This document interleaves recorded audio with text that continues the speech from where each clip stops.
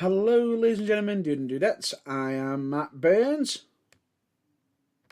And with That me, must I've mean got... I am John Bloor. And that would also mean that I am James Irvine. That we all are. And you are listening to The Burning Truth. Right. I'm going to Right. get it straight out the gate this week because it's going to be a sweary one. The following broadcast may contain discussions upon wrestling and other topics which will contain strong language not suitable for younger listeners, listeners of a nervous disposition, and potentially other listeners. This broadcast may also contain strobe lighting effects. So don't say fuck all bugger.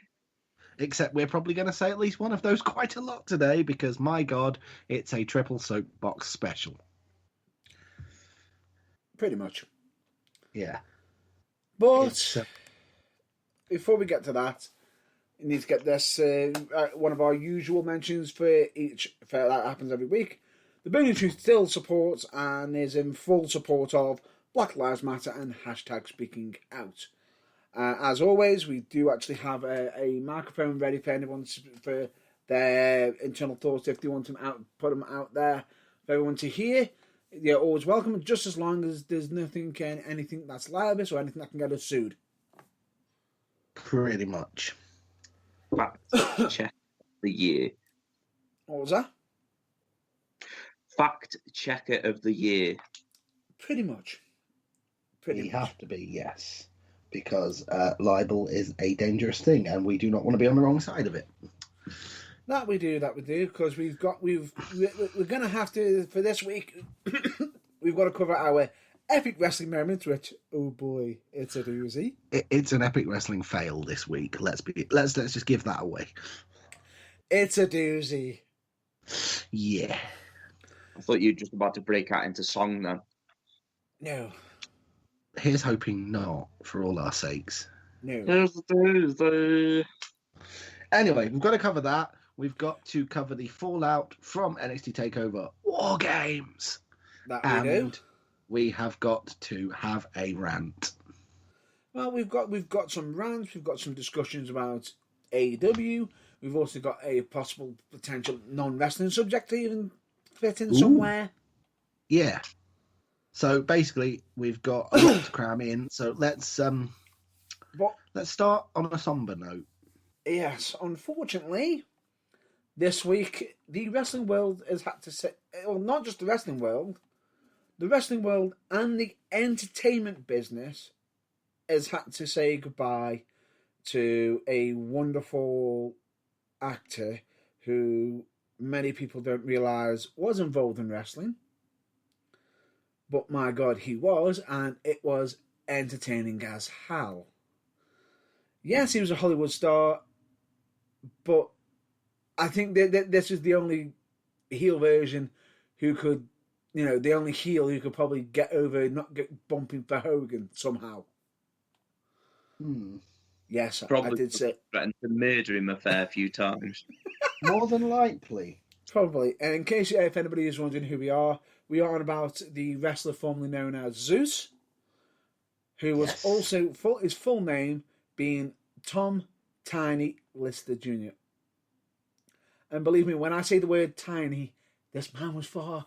The nickname tiny. Was very, very ironic. Yes, the fact that this guy was an absolute massive man. And in case if anybody was wondering, I don't know if I've seen any of his films. Have you seen Fifth Element? He was the world president. He was. If you've seen any of the Friday series, he was Debo. Debo. Yeah. Oh God, I remember that. Yeah, and then take into account he was, of course, also, if I'm not mistaken, I believe he also was in many films with Hogan, if I'm not mistaken. With Mr. Hulk of the Hogan. He was in at least one that I know of, but... Over the Top, I believe he was in, and he was also in, what was it? No Holds Barred, that was it. Okay, well, no. Such legendary. Aware of, but fair enough. Yes, but yes. So unfortunately, essentially, he'll be sorely missed. He was. He will be sorely missed. That. He will be sorely missed, 100%, because the man was entertaining as hell, and it's just unfortunate that he died at the age of 62. Yeah, which is still very much in this day and age on the border of far too young. Yeah. He's only 62. He was only 62. Would you believe it? Well, clearly not, because my reaction would say it all. Yeah, I was going to say, he clearly doesn't believe it. That's why he said that. He was like, I know. really? I just didn't believe it was butter. Well, it is. Butter.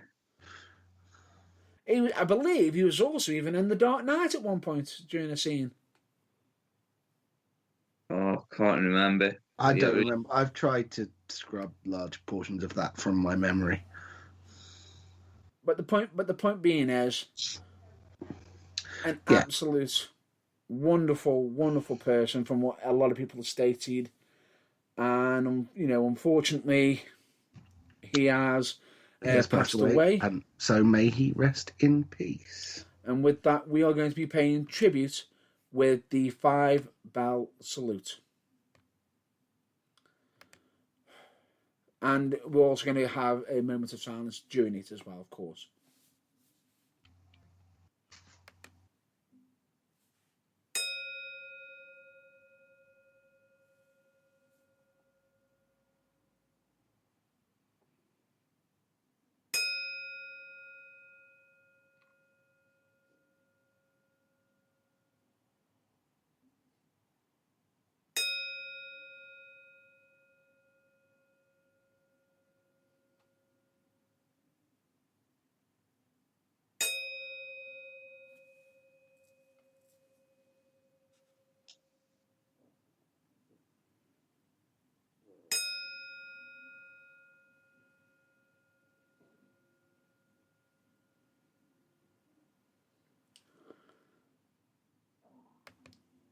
Thank you very much for that. And may you rest in peace. Tiny Zeus Liciter. Well, if you want his, like I said, his full name, which was Tom Lister Jr. or Tommy Lister Jr. Okay, moving on. Moving on. Let's get on to the main body of this episode, which is we're doing a Fallout. We're doing the NXT TakeOver WarGames 2020 Fallout. NXT TakeOver WarGames, the cap on the icing on the cake of another stellar year for, well, what I personally believe is the best wrestling promotion in the world right now. Not according to ratings. My personal opinion. Okay, I enjoy watching it the most. Okay, that's fine. Opinion's fine. That's honestly fine. But anyway, let's get down to it. We're going to do what we did last time. At Survivor Series, which is the 10 minutes each. However, I believe that one of us wants to mention something about theirs. Yeah, I'm not going to be doing mine this week. Unfortunately, I haven't been able to watch any wrestling whatsoever this week. Well, I've watched bits and bobs, but nothing that would, really warrant me being able to give a 10-minute segment of my opinion on the actual show. But, however, I will be giving my opinion after I have watched it, possibly next weekend. Possibly. Yeah, it's just been a shit time this week. It really has been a shit time. The last few weeks. So I'm not going to beat around the bush. Not going to feed you any lies. It's just been a hard time, and it was just very difficult for me to actually concentrate on anything. Well, the rest of us here at The Burning Truth, and I'm sure the listeners were probably unified in saying we appreciate your honesty and hope it gets better soon. Fingers crossed it gets better. And here's the thing. From time to time there is going to be moments where we don't always catch up to speed, And of course, in this case, we're not going to be able to get Irvine's input for this week. But hopefully, if he's able to do it next week, we'll probably include it in. If not, don't worry. Who knows? We could end up doing it on a retro look episode in the future. Yes. Sounds interesting. Okay then, with that in mind, we're going to go. But I will just say, I don't know who's going to go first, but I'm not sure I'm going to need the whole 10 minutes. Shall we get the predictions out the way first, though? Well, besides I lost hysterically, what else happened? So another draw. Yeah. Another draw. Another draw. Yeah. You two tied and I got everything wrong. Is that what happened? No, you're one off. You lost damn by you, Leon You Ruff. literally won by one. And oddly enough, it wasn't the Leon Ruff match that cost it you. Because we all epically failed that. It is what it is. So, who actually won? You two were...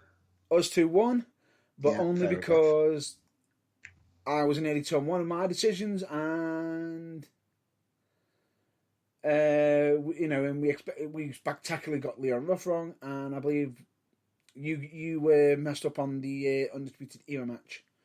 Yes. I don't know why. I think I went with heart over head for that one, but it is what it is. Mm-hmm. But anyway, let's get down to business and let's get the clock started. Who would like to go first? I'm gonna pick. Yeah, I'm gonna pick who can go first because considering that I'm not giving my input this week, I'm fine with Sounds fair. I'm gonna butt in and I'm gonna be really selfish, and I'm going to say JB.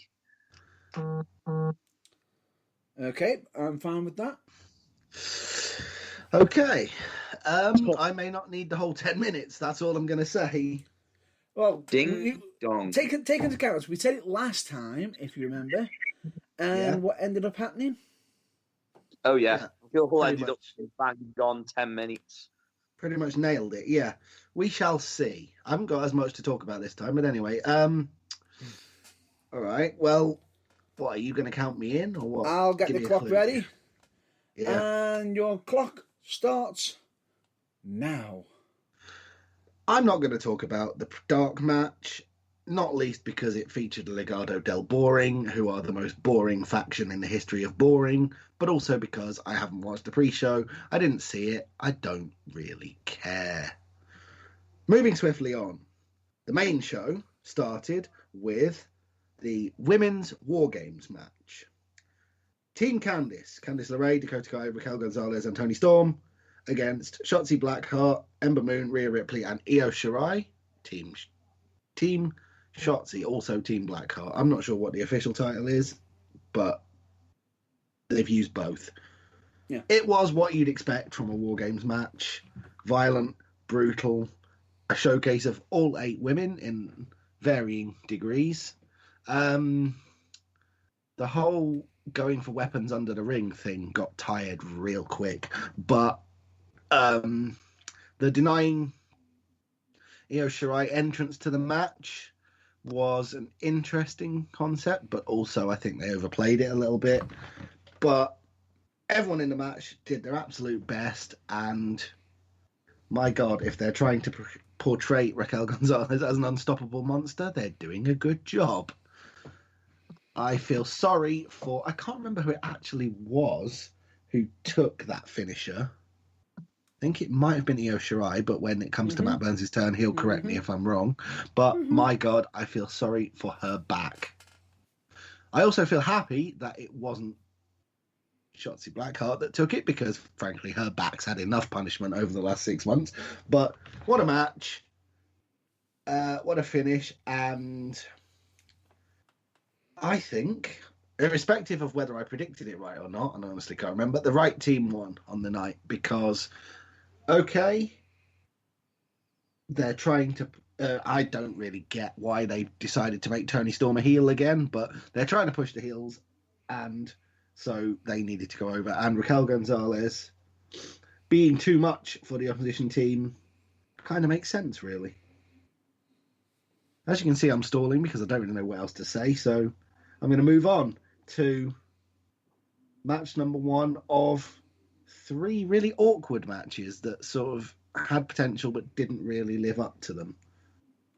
Tommaso Ciampa against Timothy Thatcher. Tommaso Ciampa went into this match goading Timothy Thatcher and on NXT saying things like, do you think he has a problem with me now? After Thatcher tried to be like, yeah, I'm fine with you, there's no issue, and then costing him matches, which kind of is a basic setup for the match, but considering that Ciampa was the aggressor, the fact that he spent most of the match lying on the floor going, oh, me surgically repaired neck, and never really looked like the person who was in charge, only to come back and randomly win the match, kind of jarred with me. I was just like, yes, is it called the Widow's Bell? Because I always want to call it the Widow's Peak, even though I know that's not right, because that's a crap hairstyle. The DDT finisher of Tommaso Ciampa's is brutal, and it rightly won the match. It seemed to me like it kind of, copyright Randy Orton, came out of nowhere. After a lot of clumsy build-up, which, like I said, revolved around Ciampa's neck being fragile and somehow broken by one chokehold that Thatcher put on him the week before on NXT TV. I didn't really get that. The match didn't gel as well as it could have. I think the right person won, but it's not often I say this about TakeOver matches, but at 16 minutes 46, I thought it was too long. Could have told the story and got out in half the time. And it's not often I'll say that about Tommaso Ciampa matches either. But there you go. That's just my personal opinion. Not necessarily reflected, judging by those noises, in the rest of the Burning Truth team, let alone you lot. But anyway, moving on. Dexter Lumis defeated Cameron Grimes in a strap match. It was what it was. These matches are always awful. Dexter Lumis was always going to win. It was pretty by the numbers. I didn't really enjoy it. It wasn't awful, but it didn't hold my attention either. So we move on to the match I was most looking forward to. The triple threat match for the NXT North American Championship, pitting the champion, Leon Ruff, against Damian Priest and Johnny Gargano. And about 6 guys in scream masks. Not entirely sure why Gargano felt the need to have that many, but whatever. It was a good match because at this stage in their careers, Priest and Gargano can't have bad matches with each other or anyone else in NXT. They're polished professionals. The finish, however, I mean, yeah, it made sense, but it's not what any of us wanted. Let's be honest. Having put Leon Ruff on that pedestal, none of us wanted him to have it kicked out from under him quite so soon, I don't think. I personally didn't anyway. But anyway, your winner and now first ever 3-time NXT North American champion, until he loses it next week on NXT TV to a broomstick with a printout of August Gray's face on it. Anyway, Johnny Gargano. We move on to the main event, the men's WarGames match. And I don't know about you, it doesn't matter how good a job Pat McAfee and his crew do being heelish bastards. I cannot compute in my head the Undisputed Era are not faces. I don't want to cheer for them. They are bastards. It needs to stay that way. I don't care how much the back management think their career needs a reboot. It doesn't. They're not faces. It doesn't work. Give it up. That being said, they're 4 of the best performers in NXT. Pete Dunne, Danny Burch, and Oney Lorcan are 3 of the best performers in NXT. Burch and Lorcan are the tag team champions for a reason. And every time Pat McAfee gets in a ring, the amount of effort he's clearly putting in pleasantly surprises me, and he has yet to look out of place, which is saying something. So kudos to him for that. But I thought they were trying to build McAfee's team as the new dominant heel faction in NXT to take over from the fact that the Undisputed Era are now faces. As much as that doesn't work, I'm going to keep repeating that until someone in WWE listens and changes it back. So I don't understand why Undisputed Era needed to win. But they did.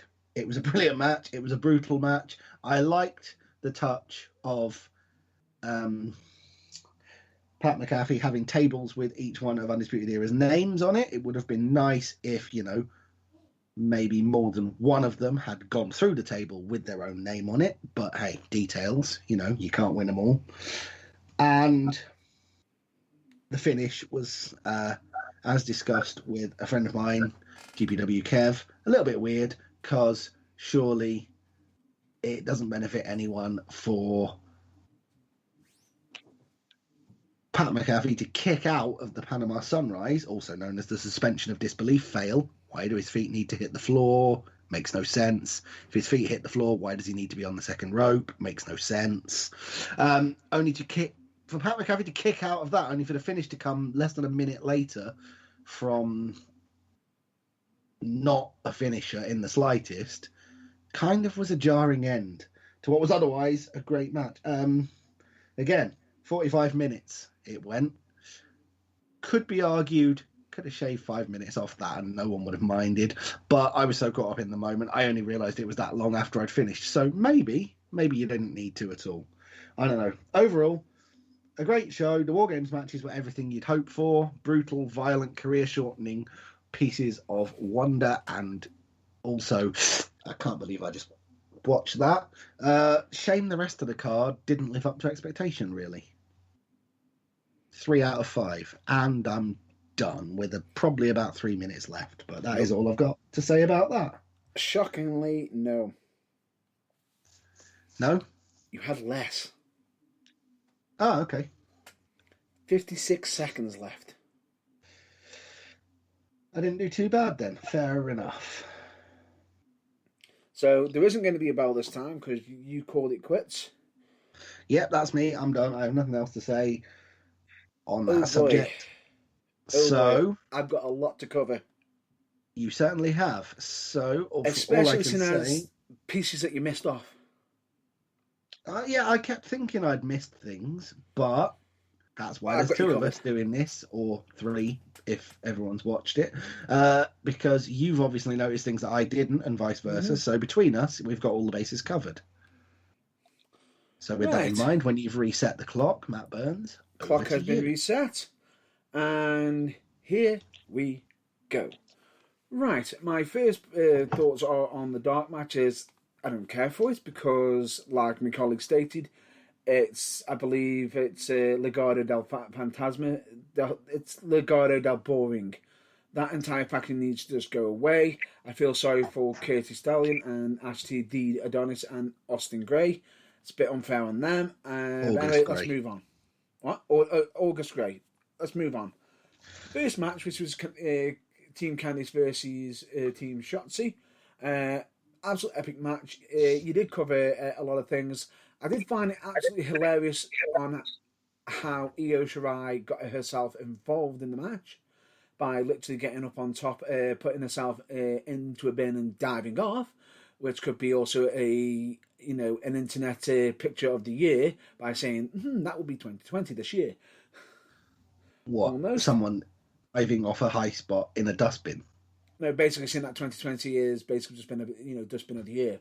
But anyway, the point being is, I thought the match was absolutely great. Unfortunately, in this match, Candice LeRae ended up with an injury, a potential broken arm from a bit of a nasty sequence involving a chair, a ladder, and I believe Ember Moon doing a senton off the ladder onto the chair, onto Candice LeRae, whose arm was actually involved with the chair.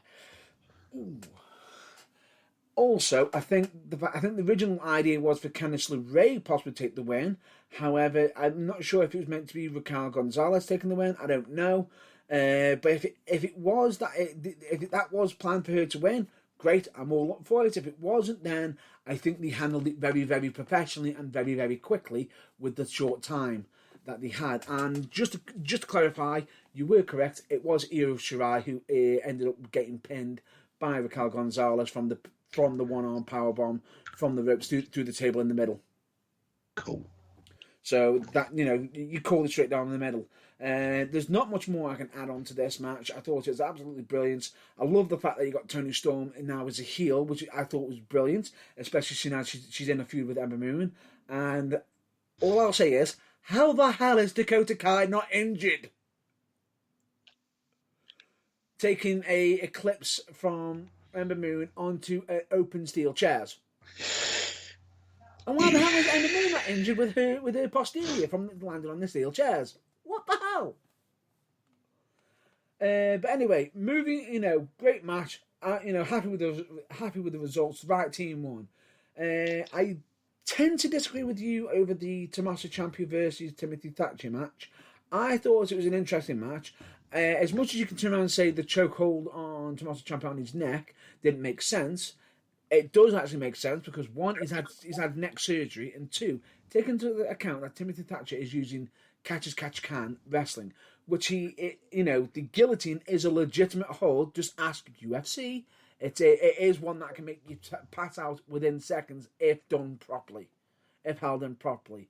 I thought this was an absolute brutal match. The fact that you got Timothy Thatcher with his ear bleeding from a knee to the side of the head, and that it was back and forth. As much as you can turn around and say, but Tommaso looked more the aggressor. The funny thing about it is, yes, he will. He will. I don't think they portrayed it right in the sense where Timothy Thatcher should have been the aggressive one, but Timothy Thatcher was playing the coward. He's picking on people, where Tommaso Ciampa had to be the aggressor because Timothy Thatcher is picking on people who aren't as experienced. So basically, Tommaso Ciampa is dealing with a bully, sort of thing. So that's where my ground on that is comes onto that. I thought the right man won the match. Absolutely brilliant. Loved it. Thought it was brilliant. I disagree with you over the Dexter Lumis versus Cameron Graham strap match. I think this match was actually quite interesting, especially for the uniqueness of how they did it.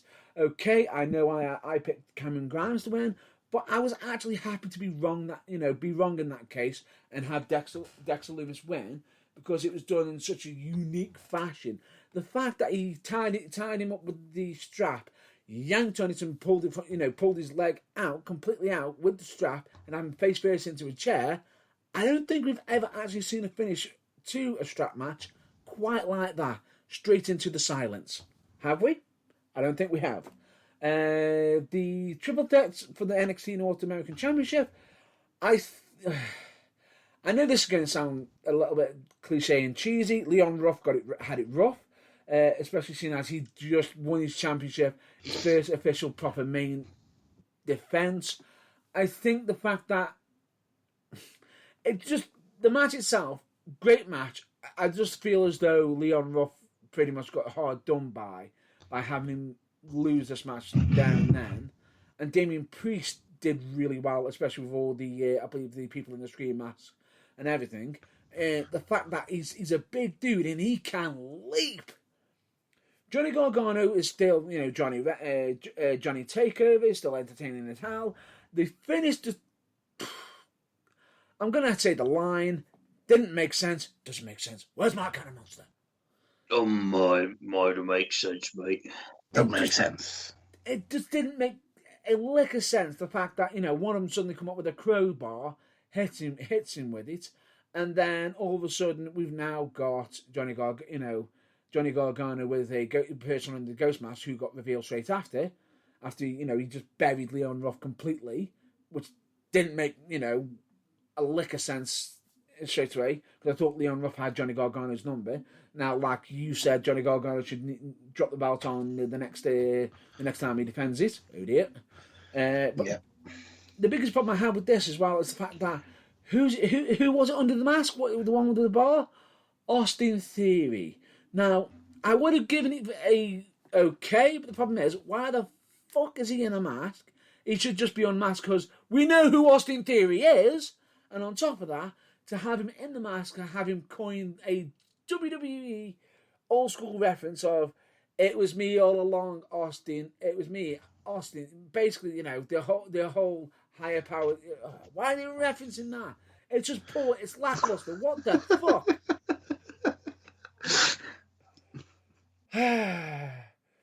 I just didn't like it.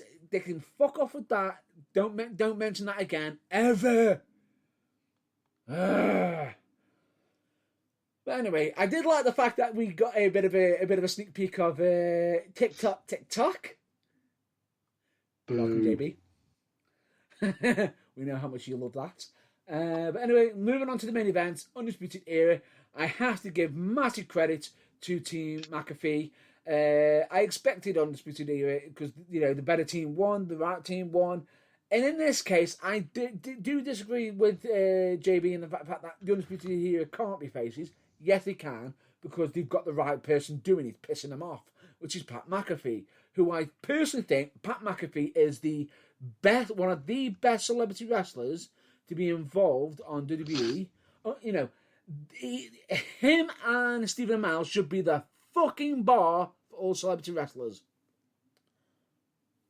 Would you agree? Tell me if you do, or if if I'm not mistaken, we could always make reference to a certain person from the past in WCW who has rectified his career already, if I'm not mistaken. But I'll be covering that next week. We'll probably mention that next week.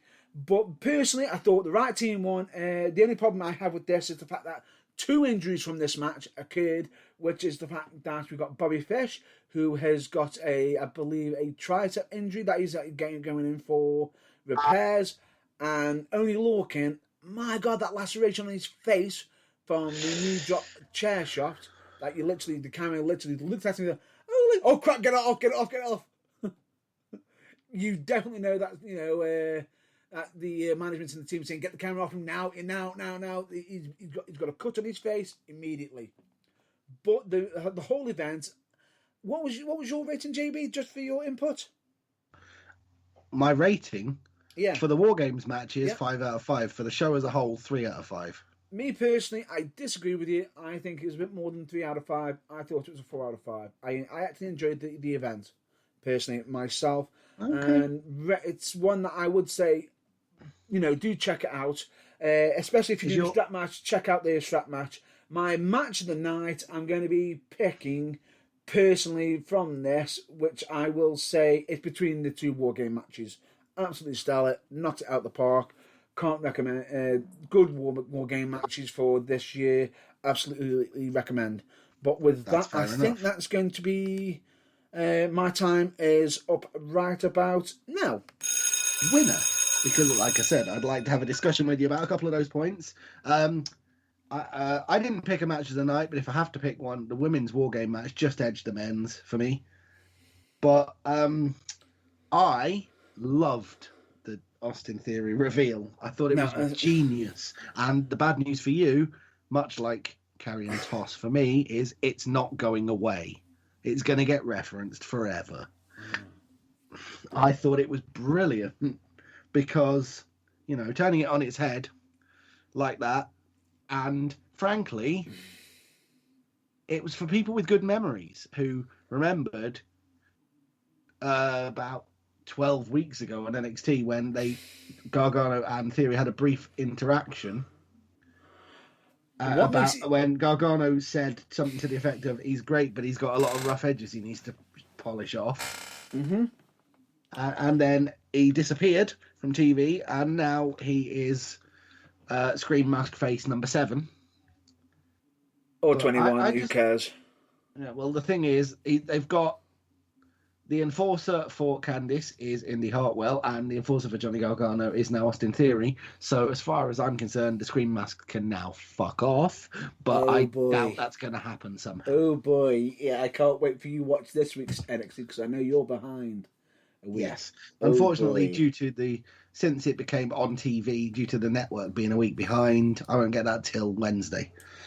Would you like me to just mention something so we can get your first rant out the way? If it leads up to a rant, let me take a deep breath. Go for it. He's back.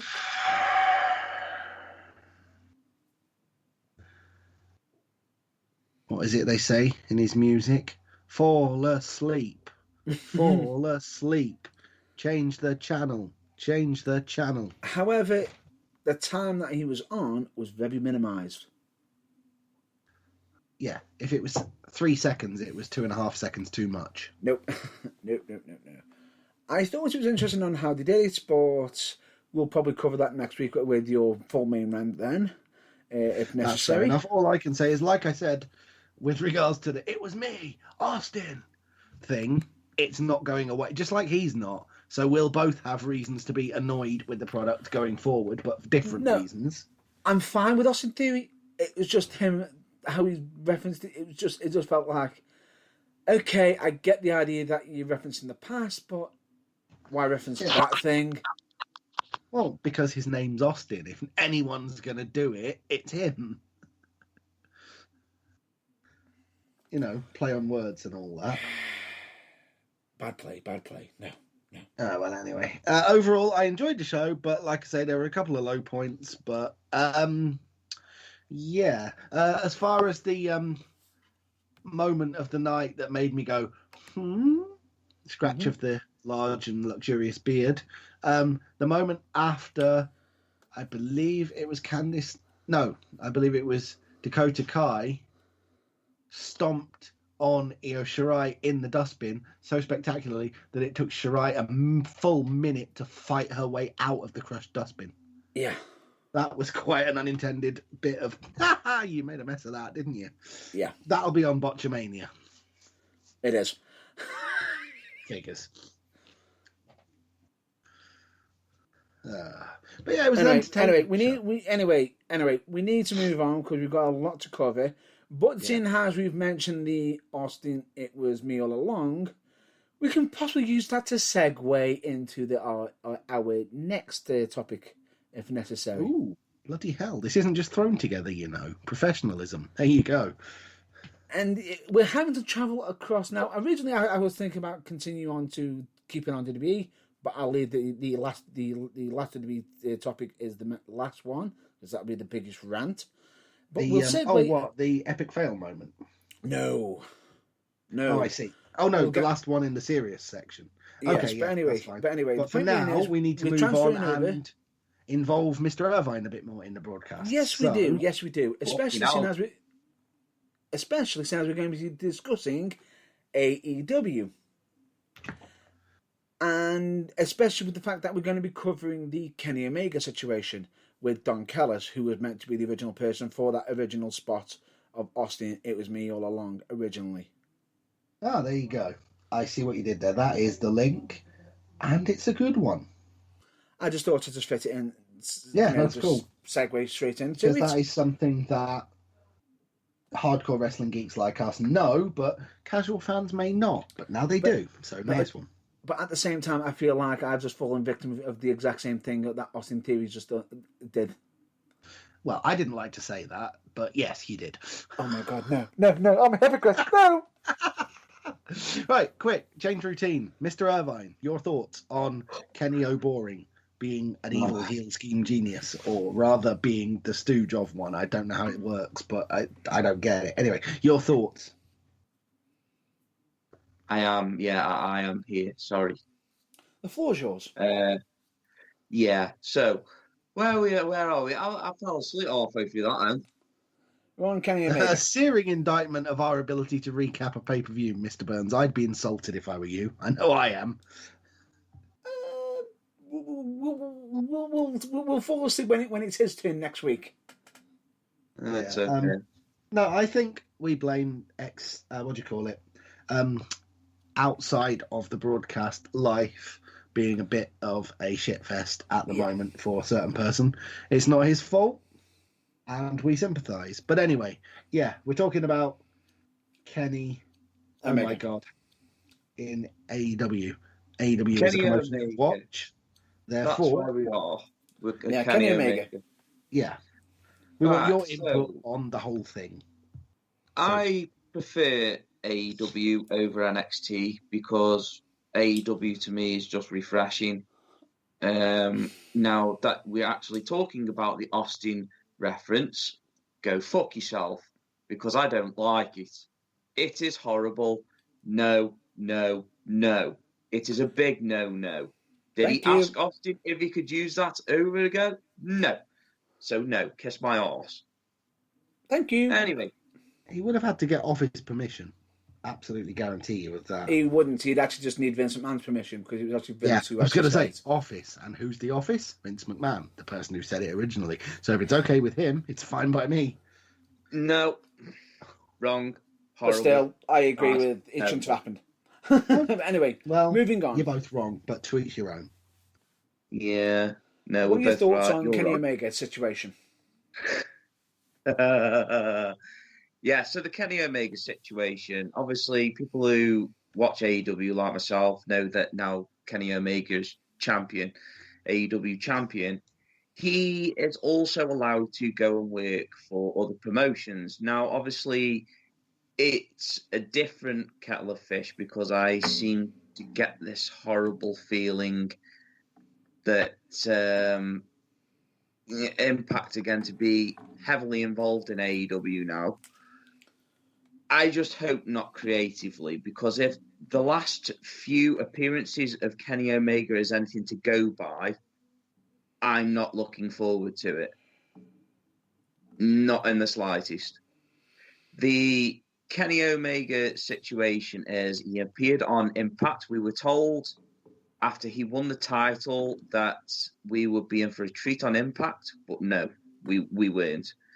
We really, really weren't. We were actually mind-numbingly bored with a lackluster promo, to be fair.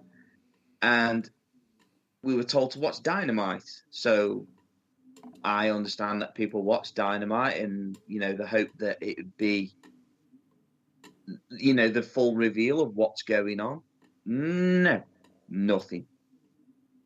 Absolutely nothing. Just same old shit. Was it not basically the same promo again, as though people need tapes 3 months later to watch the other promotion and they don't realise that the internet is there and they can see both of them simultaneously? Exactly. And it just, to me, now this is my moment where I say it doesn't make sense.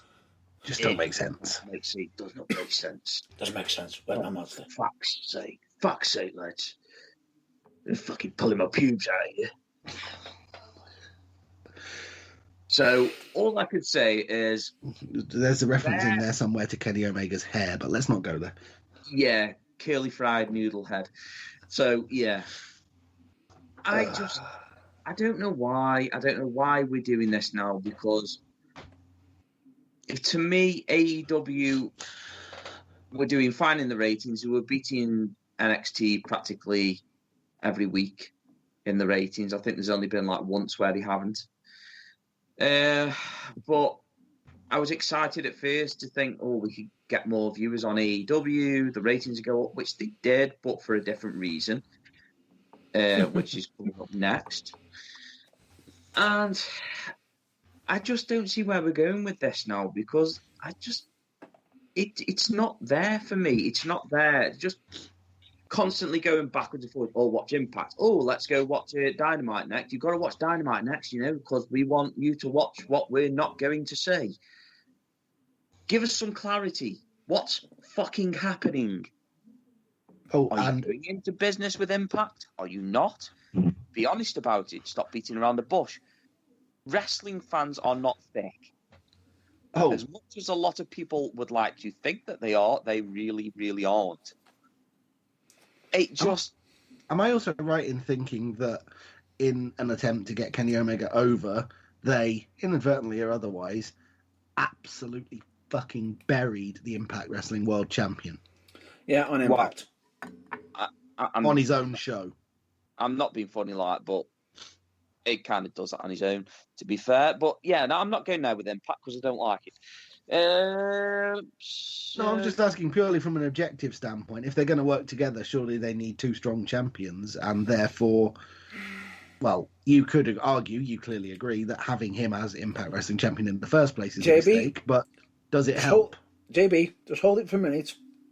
My rant will be on it shortly. Oh, okay. Fair play.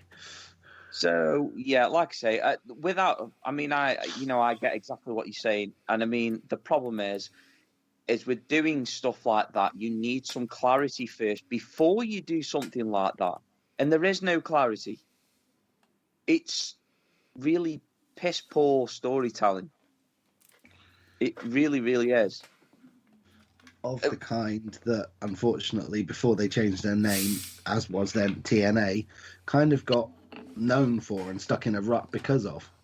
Yeah, exactly. I'm And guessing what you're saying is you don't want AEW to get dragged down to that level, because before the link up, they were doing quite well on their own. yeah, exactly. I mean, I'm not, as much as you love NXT, I love AEW and we both love each other, respective ones for different reasons. Now, the women's division is one of them that I don't love AEW for, but I admire NXT for because they're doing it right and they've got the depth to do it. But Impact have got a really good women's division. Yeah. And AEW haven't. So I'm just hoping that when we get some clarity, we can actually start seeing these groups gel, because the men's division in Impact Wrestling is fucking terrible. And the last thing, frankly, in the entire 18 years of the company, it's never looked weaker. Yeah, exactly. And, now obviously, like you say, you've got Kenny Omega burying the Impact champion. It just... God's sake. Why? I sense a Matt Burns disagreement coming over the horizon into this conversation. No, not a disagreement. It's not a disagreement. I'm just waiting for my moment to basically throw in my rant. Well, I'm done. So as soon as Mr. Irvine is finished, the floor is yours. So obviously, I want to. Am I okay talking about the next part that I want to talk about on AEW regarding a certain? Can I just butt in first over the Kenny Omega situation first before we jump over to that situation? Because I've got a lot of fucking shit. So delightfully and politely, yes, I shall give the floor to Matt Burns. Thank you. But anyway, my thoughts on this is the fact that it wasn't actually Kenny Omega who was burying their own champion. It was Impact themselves burying their own fucking champion, which is absolutely ridiculous. Yeah, we've got a security guard who is wearing a Impact fucking wrestling shirt, and you got, Rich Swann walking to the car park. Oh, sorry, we can't let anybody in. We can only let the real world champion. And he just goes, "Do you not know who I am? I'm the Impact World Champion. What, I am the world champion. What, you're Kenny Omega? Fucking what? Are you shitting me? You're wearing an Impact Wrestling. You're wearing an Impact shirt, and you don't recognise your own world fucking champion. You fucking useless tool." That was terrible. But I agree with what Irvine said. He brings it on himself. Right? Yeah. They could have, in one sentence, in two moves, got rid of that entire segment and actually made it viable by having him not wear an Impact Wrestling shirt and having being hired by Don Callis. Done. Yeah, I can see how that would have made life a lot. It would have made it a lot better. If he's one of if he's maybe got an AEW t-shirt on, or if he's just got a head, reference that he's being hired by Callis and therefore he's in the AEW bubble and he doesn't know who Rich Swann is, the lucky fucker, then that would have made a whole lot more sense. But yeah, as it is, they just needlessly buried someone who doesn't need it because he can do it by himself. Pretty much. But anyway, the point being is, what makes it even worse is the fact that we're meant to be all hyped up over this Kenny Omega, Don Callis, appearing, cut promo, same promo on the next night, and somehow he's on Final Resolution, which happened last night, and all he did was talk on a fucking buzz. So, how long has the main title in Impact Wrestling been the Cruiserweight title? Don't even start tonight. Anyway, the point being is, my massive has it got a purple strap now? No, it's not to make him feel like home. No, we're not going down that route again. The last time they had a purple strap was the Jeff Hardy belt. We will not talk about that belt. No, but I meant like the WWE Cruiserweight title. No. I was just being sarcastic because, WWE Cruiserweight is other promotion world heavyweight championship material is just a running joke that Impact never seems to learn from. I agree with Irvine over the whole situation of them actually gelling each other's roster against each other and possibly doing a bit of a feud between talent and trading. That would be absolutely epic on both sides. could you like some top stars helping, Impact main male roster side, and the women of Impact Wrestling helping out the women's division in AEW, which has been a bit lackluster. Now, my biggest thing I will say is, out of this entire scenario, out of anybody from AEW who had the better promo on Impact, you know there's something wrong when Don Callis and Kenny Omega's promos on its own was good, but repeated on AEW, boring. When Tony Khan and Tony Schiavone are cutting it even more funnier promo in a skit. We're talking about the guy who writes the checks for AEW. Yes. Who I'm sure in the original plans wasn't planning to be an on-air character, but this being wrestling, he's got sucked into it, whether he likes it or not. And correct. it turns out he quite likes it. No. It wasn't that. No, to be honest with you, he did look out of place. He didn't look comfortable. But the fact that he didn't look comfortable actually made it look better. The fact that he was a little bit snarky towards Impact Wrestling, saying, "Come over to our show." It's a paid advertisement. They paid for an advertisement on their show. Basically, him saying, "I've got some connections in the area where Impact's base is. I could probably nip in and probably buy it." Which is probably cost him about $200,000. It's not a great deal, is it? Right. And then to turn around and say to Tony Schiavone, "Oh, hang on, weren't you in Impact Wrestling at one point?" "Yes, for one day." And then I ended up, basically retiring from wrestling for 16 years. Yeah. But it was by the way, it was done in such deadpan mode, which to me, that was fucking funny. No, fair enough. It sounds it, even though I'm only hearing it third hand through you. But by the way, all criticism of championships aside, I joked about the Impact Wrestling one needing a purple strap because it's really a cruiserweight title.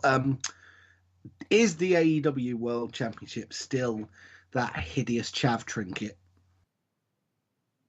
I don't mind the AEW belt. I actually think it's okay. It is an explosion of cheap imitation precious stones, and it's about 4 foot tall, and it is an affront to the eyeballs of anyone with taste. Not being funny or anything, take into account the fact that the belt was so wanted that when Chris Jericho won it, he ended up having it stolen for a short time. People really wanted it. That's how popular it is. So yeah, I think the person who stole it had the intention, before he found out they were actually just bits of glass, plastic glass rather than actual precious metals, was to strip it of its precious stones and melt the fucker down to save people's eyes. I disagree with you. I don't think it's as bad as you think it is. I quite like it. I think it makes the John Cena Spinner World Heavyweight Championship look like a design classic. Oh dear. Right, Irvine, are you slapping more me? Oh dear. Consider this your first warning, Mr. JB. Take your warning and turn it sideways, polish it up real nice, and you know how this ends. I know what you can do with your stupid little spinny little Rooney belt. No, that's the thing. I hate the John Cena spinner belt. It is anti everything that title belts championships should be. It's horrible, but somehow it's still better than the AEW disaster. No, how is it? No, it's not. No, it's not. It's the second worst wrestling championship ever designed, and the really? AEW one is the first. Really? Oh, that is awful. That's a horrible thing to say. Hang on. I'm sorry, but do I have to bring up the fact that we had the Immortal title that Hardy had in Impact Wrestling? Actually, no, I lie. It's in the top 10. There are plenty worse. There's the Hardy one. There's the 24/7 Championship. There's that thing that they let Bray Wyatt bring out on a pay-per-view. There have been plenty worse. But my point is, the AEW one is comfortably in the bottom 5. No, it isn't. It is.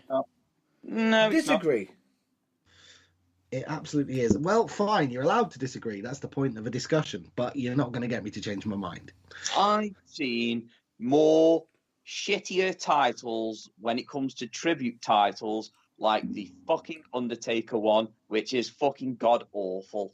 And obviously the Jeff Hardy one is the worst one I've ever laid eyes upon. The thing about the AEW Championship is actually it's a very, very, very good design because it also reminds me of the classic heavyweight championship from WWE mixed.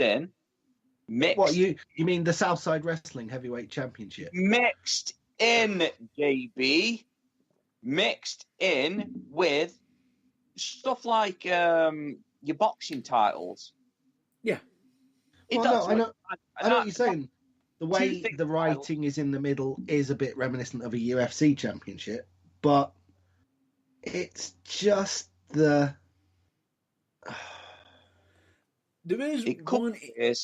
It could be the WWE Championship and the Universal Championship, which literally look like thrown out generic pieces of dog shit. There, I said it. I couldn't give a fuck. You can sit on that opinion and you can let it slide up your bottom. Well, frankly, I never said at any point that I thought that either WWE main championship was a design classic. And we all know how little I think of the United States Abomination and the Intercontinental Championship since their recent redesigns. Wrestling Championship design is not going through a golden age, let's be honest here. There is one belt I don't like on AEW. Which one's that? And I believe Irvine will know why this is. The women's belt. Women's Championship. I just feel as though it's not big enough. It's not showcasing the women's. It's not doing the women's division justice. It's almost like they paid as much attention on the championship belt as much as they do on the actual division itself, which is next to fuck all. You know why it's not big enough, don't you? What? Because that's all the gold and pretend diamonds they had left when they'd finished making the oversized, bloated mess that is the men's title. Personally, I think they need to upgrade the women's championship to make it look like it's a legitimate. I'm not saying it's not a legitimate belt. It's just. I just feel as though seeing it from this angle, I've just looked at it on the internet. Right, the main plate of the AEW Championship is actually not 100% hidden. What kills it for me is those fucking side plates. They don't need to be a third that big. It's ridiculous. What were they thinking? They don't need to say AEW on it 8 times, and it doesn't need side plates that are as big as the main plate. That defeats the point. Just have a main plate. But it's original though. It's original idea that sticks out, and the fact that you're actually pissed off about it or disappointed with it goes to show that they are doing things right. Well, fair enough. Because at least it's making you feel something. Well, exactly. There is that. But let's just be honest here. It's never going to ever be the best designed wrestling championship of the last 20 years. Which is the NXT UK Championship. Have I just realised the fact that AEW's championship belt is just John Cena JB? The fact that it's just what? That doesn't even make sense. Say that again. That doesn't even make sense. The fact that the AEW Championship is just John Cena, it just doesn't care. It doesn't care what reaction it gets, as long as it gets one. Well, if they try and make a version with a spinner on it, then expect John Cena to come out of retirement. That's all I'm saying.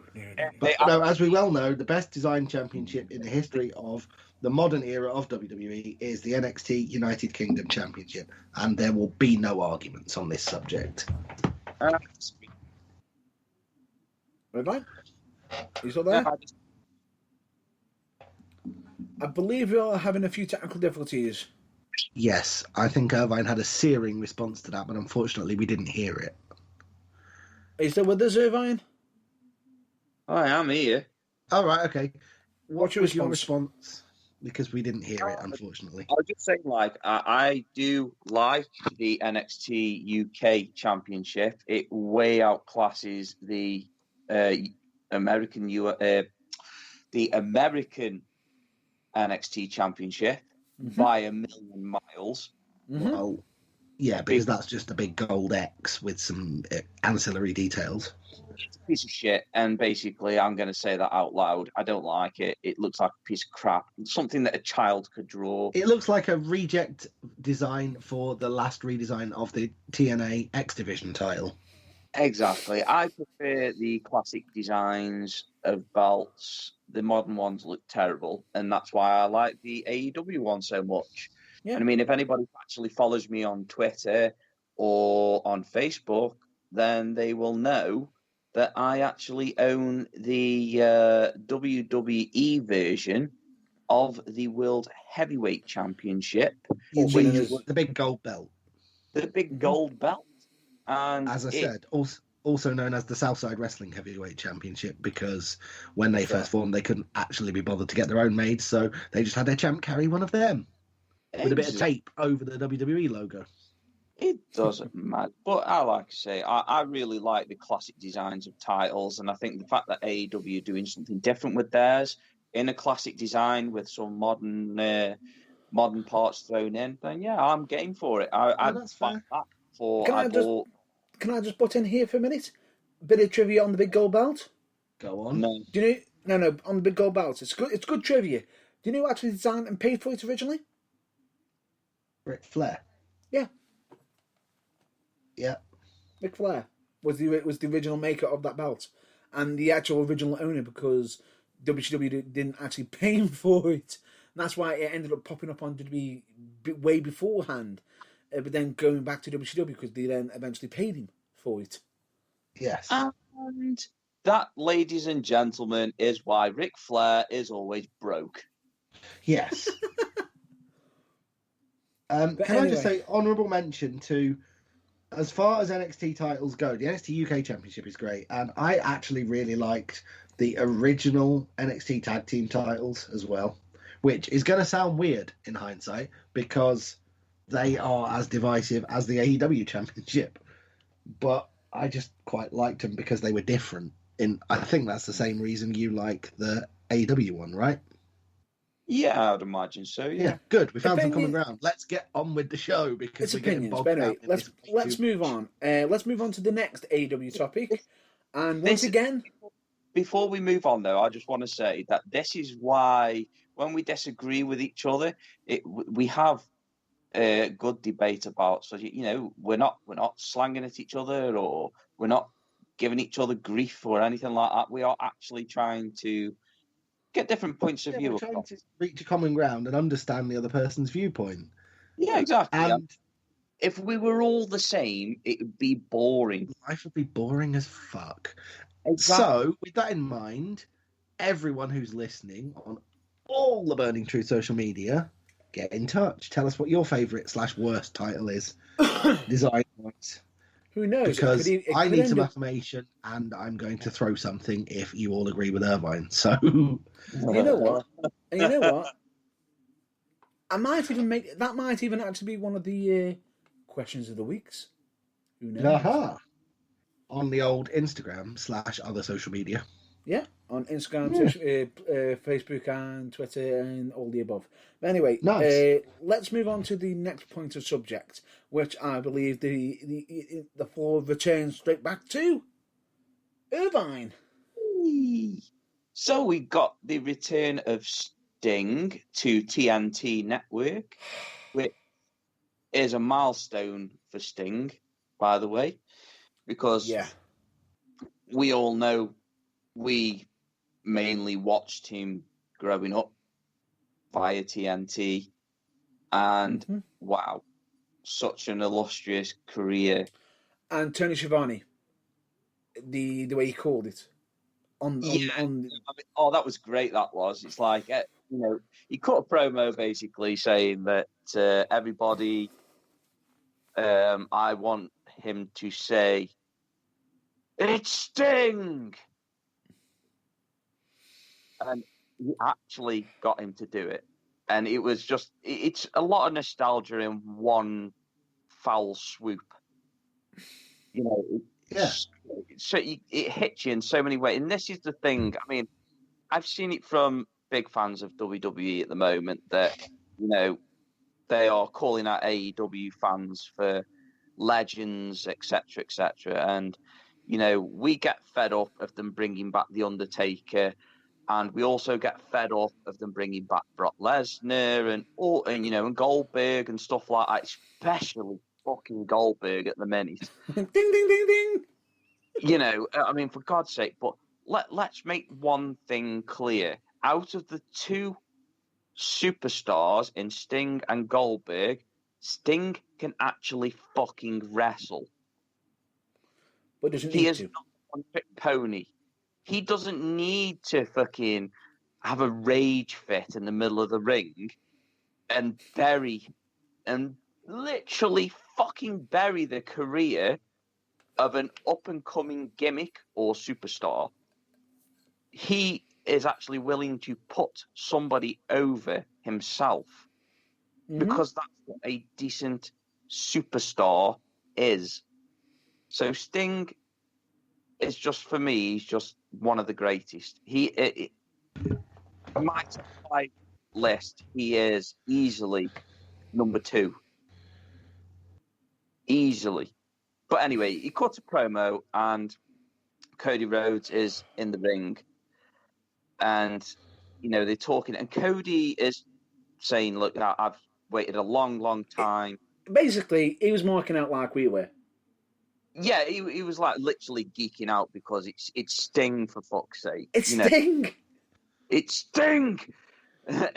And it's just, wow. Don't get me wrong. Since Cody Rhodes was in Ring of Honor, I've always wanted him to have great matches with the older generation of wrestlers like Sting. And, I wish Austin was still wrestling. And, yeah, Bret Hart. I wish he could have had them experiences, but never had the chance. I mean, obviously, if he was to offer Ric Flair some money at the moment, Ric Flair would come running. But he can't.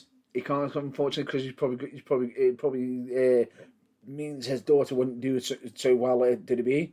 But that's just a theory. He has to maintain his position, keeping his finances alive via Vince McMahon's checkbook in order to keep his daughter in the picture that she would like to be, which is dominating everyone's TV and boring us to death. Yeah, exactly. But anyway, back to Sting in the ring. Back to Sting in the ring, and I don't mean the one that JB's got about the AEW Championship. There we go. That almost sounds like a pay-per-view in its own right. Sting in the ring. What the hell? That just sounds wrong. No, don't tell Sting me. in the ring. What's that? The live from the arena toilets the night after they've had a Vindaloo eating competition. Didn't they do a backstage skit about that with the Big Show on SmackDown once? It didn't go down well. Quite literally. Quite literally. But yeah, so anyway, we've got Cody Rhodes geeking out, and he is literally, you can see that he's trying his best to goad Sting. Or keep his composure. Yeah, and Sting cuts a really great promo, and he points out Darby Allin sitting in the crowd. And now it's either going to be he's managing Darby Allin, or he's going to be, he's going to maybe have a match with him. I don't know. Pass the torch? Yeah, like a pass the torch, because, he can see a lot of himself in Darby Allin, apart from the fact that, Sting wasn't fucking psychotic when he was younger. But, Remind me, sorry, he was Darby later. Allin, which one's he? Wait, I'm sorry, but Sting did end up becoming psychotic in Impact Wrestling, if anyone remembers his Joker gimmick. Shut that up. was done.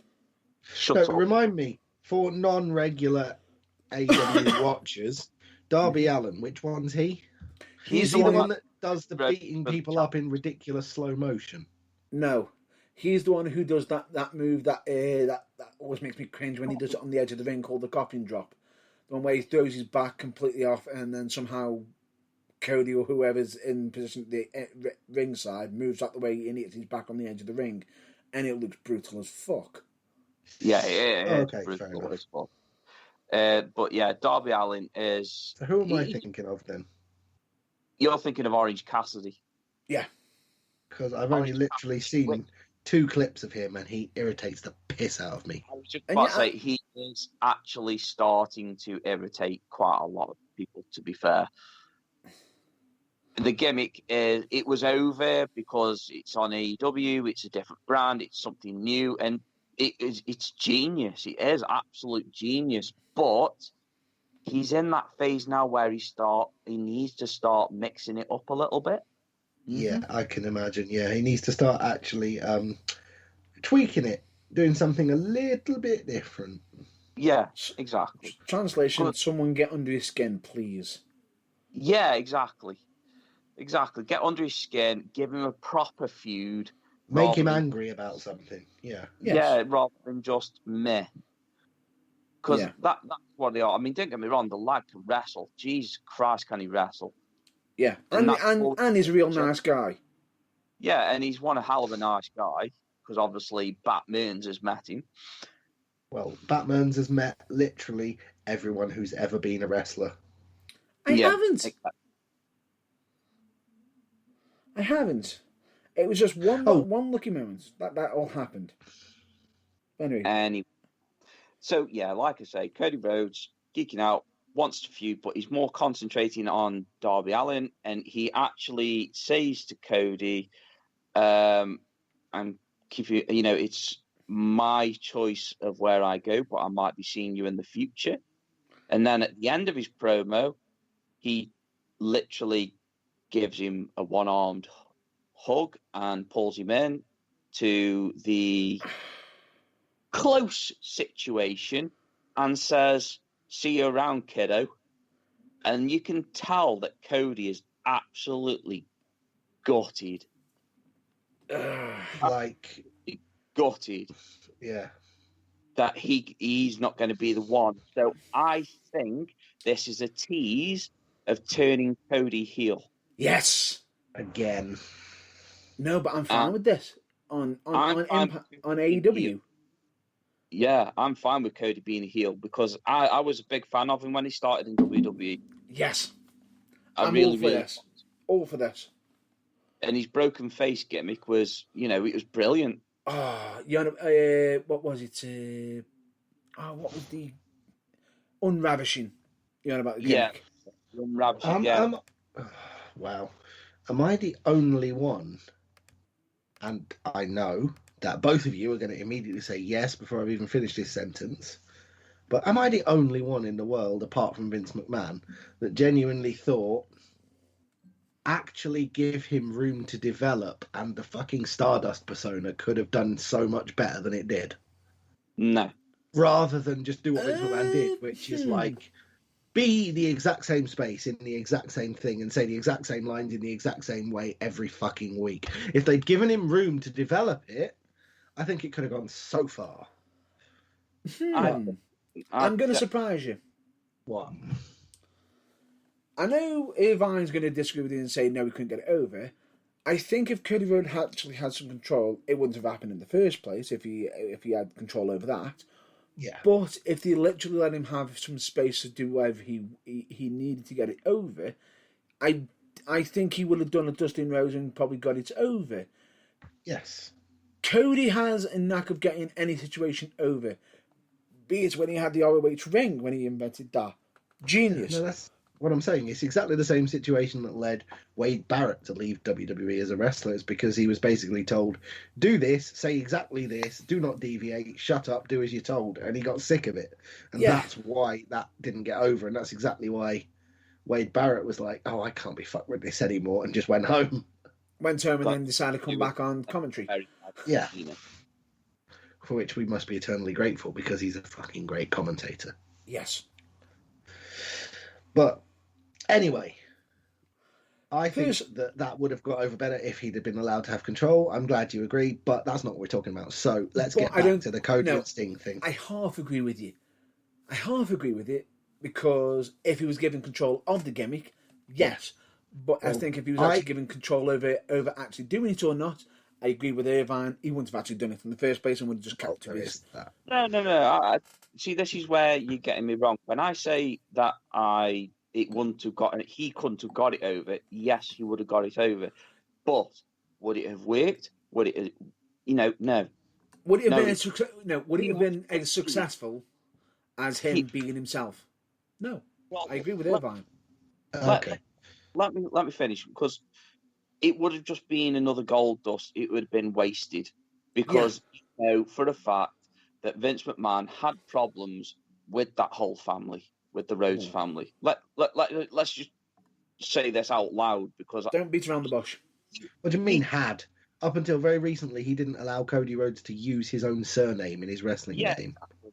And now it's really pissing me off, because I've seen like old promos now of Dustin and Dusty and Cody. And Cody had more freedom to develop his character than Goldust did. Yeah. Yeah, you know what I mean? And Goldust now doesn't work in a PG era because he's not a PG character. Ever lightly he left. Yeah, well, I was going to say that would be why he... Very, very, very rarely used. But yeah, like I say, Vince McMahon's always had this thing of treating them like they are... what was it he said? Something along the line. Shit promos or something. I don't know. Can't remember. But he gave them shit to work with, and they gave him gold, but then he just slapped them back again. Yeah. The fact that you got the American Dream Dusty Rhodes, who got himself massively over in the NWA, WCW as the American Dream, and he comes into WWE as, I believe, what was it, a plumber? The common man. With a common man polka dot tights. With polka dot tights, a ring-a-ding-ding, and a female manager who didn't actually look like an actual manager. Yeah. And he got it over, and he was still one of the most over guys in the company. And he was loved. Everybody loved him. That's what I mean. Yeah. And then Dustin Rhodes comes in, and he had to follow in his father's footsteps. And to break out, he ended up doing the Goldust gimmick, which got over massively. But then, like we said, bored of it. PG came in, and Goldust's gimmick just became irrelevant. Yeah.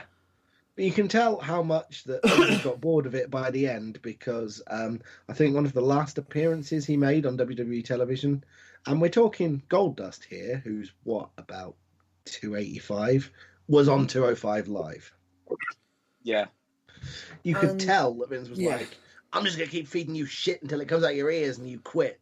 And the one time they let him be Dustin Rhodes was at a Starrcade event that was actually treated as a house show. Yeah. Really? Yeah. Let him be Dustin. If you want him to drop, if you want him to be PG, let him be Dustin himself. Yeah. But they didn't. And then the whole Cody Rhodes thing with him being Stardust. The problem that I felt sorry for Cody is the fact that whether he was Cody Rhodes in WWE or Stardust in WWE, either way, he got two massive shadows that he was having to stand behind, and he wasn't given the creative freedom to actually show himself. Step out from them, yeah. Well, that I agree with you on that with the Stardust gimmick, but not with the his actual. No. I'm saying I'm saying as Cody, he was going to have an uphill. That was before he actually. Before he was actually able to be himself with the whole dashing thing, which was actually fucking working. Yeah, exactly. The thing is, he got the exact same shitty stick that he got beaten with that Ted DiBiase Jr. got. It's like, shut up and be your dad. Okay, I'm bored now. Shut up and be your dad. Okay, I'm bored now. On a vicious repeat, just constantly. And my big issue I had is the fact that the reason why we have the new Intercontinental Championship is because Cody Rhodes was the one who brought it back, the original one. Brought back yeah, I know. And the other one is synonymous with Chris Jericho. Yeah. So that's why they got... The trouble is, though, my issue with it is it's because the new design is dog shit. Yeah, true. But, yeah. But not that they changed it, just that what they changed it to. That's what I mean. The problem that they had is the fact that, regardless of it, WWE being a bit petty at times. It's like, I actually agree with Irvine, the fact that I feel as though Vince McMahon did have a massive problem with the Rhodes family. And are you ready for this one? I'm actually going to possibly segue this into our main final topic now. We really need to get a move on because we've been going. This tangent has carried us way long time wise. Yes, it so has. Go on, So, do the segue as quick as you can. The segue being the fact that Dusty Rhodes, Dusty, actually applauded somebody who is included into because Vince McMahon has had a rant this week, and one of them was synonymous in getting plenty of help from Dusty Rhodes. I believe he once said, as an aside, that he had an aura you could bask in. Yeah, and in case you Which haven't got might the be hint, where his catchphrase came from. which it was. There's no ifs about it. It's actually covered on the documentary that was recently released on the WWE Network about a week ago. Yeah, I was dropping a subtle hint about that, but okay, you've just... I'm not. Booted it over the line. Fair play. I'm not, because I'm a little bit pissed off with it, because... You and us both. I'm not speaking for you, Irvine, but I'm sure you're as pissed off as we are. What are your thoughts on it, Irvine? Of the situation I'm about to mention? Yeah, I'm just... Yeah, it's got all of us spitting feathers. Let me just get the cat out the bag. Let me get the cat out the bag. Well, hang on. Moisten my lips with a brew. That's how many feathers I'm spitting about this right now. Yeah. My issue let is... the cat out of the bag. Vince McMahon is throwing an absolute fifth, saying that some of the big men on television don't know how to wrestle, supposedly. And you think, oh, which big men are these? Right? We have got David Kato. Okay, that's fine. I've got no issues with that. We've got the bodyguard of AJ Styles. Almost. He's not the finished article. That's fine. No, because he's just been an enforcer and hasn't done anything really at the moment. So additional training would actually help him out and David Kato. But then the next two, one of them, I think, okay, and yet he's been a favourite. And then the last one I'm about to mention is, what the fuck, Vince? Literally has me thinking that what couple of marbles Vince McMahon had rattling around inside his skull have finally fallen out of his ears, and he's lost the fucking plot completely. And the last two I'm about to mention, one of them is Otis. Now, the problem with this is the reason why Otis is being possibly named is because a few people are saying he might be working too stiff, although I believe that some of us actually disagree with that. Yeah, that would be me. And myself included. I would also disagree with that, yeah. Because he isn't working stiff, he's working snug, which there's a difference between the two of them. There is. He's actually making it look as real as possible, which is fine, because if he missed by a mile on the other person's soul, I think Vince would be spitting feathers if it looked fake. Yeah, exactly. What I will say on that subject is that working snug and working stiff. If you're working stiff, you will know when someone is working stiff because they will get a receipt. Yes. And it will be a very big receipt. But if you're working snug, you will notice that other wrestlers are actually comfortable with said wrestler because they know how he works. Now, unfortunately for Otis, he has actually been facing off with some prima donnas. And the kind of prima donnas who don't know the difference between snug and stiff and like to be treated with a fucking bag of cotton wool and therefore have complained because they're not getting their usual pillow soft treatment. Well, exactly. And that annoys me because I love Otis. I really do. I love the gimmick. I loved him in Heavy Machinery and, the whole Mandy thing. I thought it was great. Don't understand why they broke up Heavy Machinery. Don't think I ever will. No, exactly. And take into account what's his former tag team partner done. Oh, dropped his line during a promo and gone into absolute obscurity. He's now on Velocity. He dropped a bollock. So yeah, Otis is one of my very, very, very favourite superstars on WWE at the moment because he's just brilliant. He can make anything work. Oh yeah. I watch his in-ring work, and I would say that, yes, he is snug. But, damn, he makes it look realistic. Yeah, you look at it and you think, damn, that guy's in a fight. Yeah, exactly. And that is how I want to see my wrestlers. Yes, this is why people watch. It's for the suspension of disbelief. It's not a gymnastics competition. It's supposed to be a fight. I'm about to point a bit of hypocrisy now. Because, have there been any reports that Otis has injured anybody? No, exactly. Yeah, and precisely. I know exactly what you're going to say. I know So exactly, because we have a certain wrestler who has injured other people and is not a very good in-ring worker, in my opinion. And has been injuring people left, right, and centre. Exactly. But who, funnily enough, hasn't been told to sharpen up their game. No, exactly. They haven't.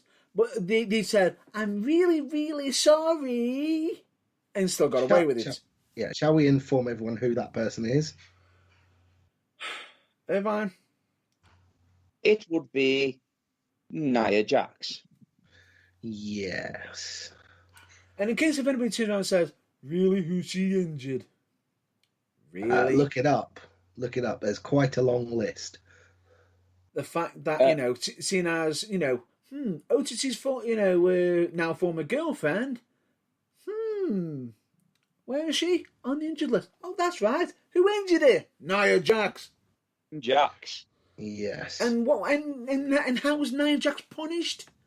Oh, that's right. She was given the women's tag team titles. Yeah. The way to sum this up in a nutshell is watch an Otis match, and your reaction will be, "Ooh, that was crisp." Watch a Nia Jax match, and your reaction will be, "Oh, fucking hell! I bet she's counting her teeth." That's the difference between snug and stiff, and that's why Nia Jax is dangerous, and that's why I don't understand why prima donnas are complaining about Otis. Yeah, and what made me laugh is when Nia Jax got drop kicked on 1 week on Raw, she even found out the ring wrong. She didn't even got the ring right herself. No. That wasn't a drop kick, mate. That was. Was it a drop kick? What was it? It was supposed to have been a bypass, and it turned out to be a bypass / fucking. I don't know what I'm doing. It was an absolute reminder that if The Rock is your cousin, you can get away with fucking murder. Yeah. And if you have a big set of... No, I won't say that. I wasn't going with the boobies, I was going with the lips. Yeah, so... that wasn't where I thought you were going either, but thank fuck. Let's move swiftly on. And as if the whole thing with Otis wasn't bad enough, the other person who Vince McMahon has apparently accused of not being sharp enough in the ring for a big man is the fucking prototype for a 21st century big man. A 330-pound guy who moves like he weighs 130. The crispest worker I have ever seen. Far and away the best big guy the wrestling industry has ever seen. He moves like a cruiserweight. I've never seen him put a foot wrong, much less injure anybody. And I think Vince McMahon has officially lost his fucking mind.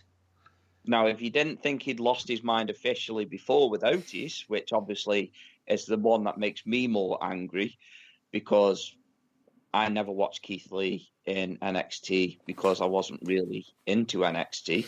But, watching him in the ring on the main brands... I'm fucking shocked. I'm like, what? Keith Lee, the actual stereotypical realization of what Bray Wyatt used to say about himself when he was Husky Harris. Yes, I know Vince doesn't like you to talk about that, but it happened. Deal with it. He is literally an earth mover with a Ferrari engine. He is grace defined. He's built like Brock Lesnar, and he moves like Rey Mysterio. What Vince McMahon could possibly find to criticize about his work, I have got no fucking idea, but it makes my teeth itch with rage probably more than it does Matt Burns's, and that's saying something. He's the one that brought this up. And if Vince McMahon's thinking, right, that putting big men in there with a belly with a belly on them, is the right way to handle the situation. Say Keith Lee comes back and Otis come back and they weigh, I don't know, 50 pounds less. They're not going to be the same. It's not the same. It's not the same effect. I want to see Otis doing the fucking worm with a big belly. Yeah, I want to see Keith Lee hitting a standing moonsault on someone a third his weight, as though he's the fucking cruiserweight. Why? It just would not have the same effect. And he is really, really shooting himself in the fucking foot. Can I interrupt? I'm going to let you finish first, but I disagree with what JB just said, saying that he's more angry than me, and I'll get to my point on why I'm more angry shortly. Okay, that's fair. I didn't know. I was kind of jumping to conclusions there, but fair point. But essentially, all they've got to do, if they don't like the way Keith Lee looks or the way Otis looks, all they've got to do is just say to them, boys, Kevin Owens. Dress like Kevin Owens. Yeah, showcase yourself as a wrestler whilst hiding the bits that you perceive that we don't like. Boom. Yeah, Job I'm done. I'm sorry, but I'm gonna have to I'm almost ready to have a fit of rage right now.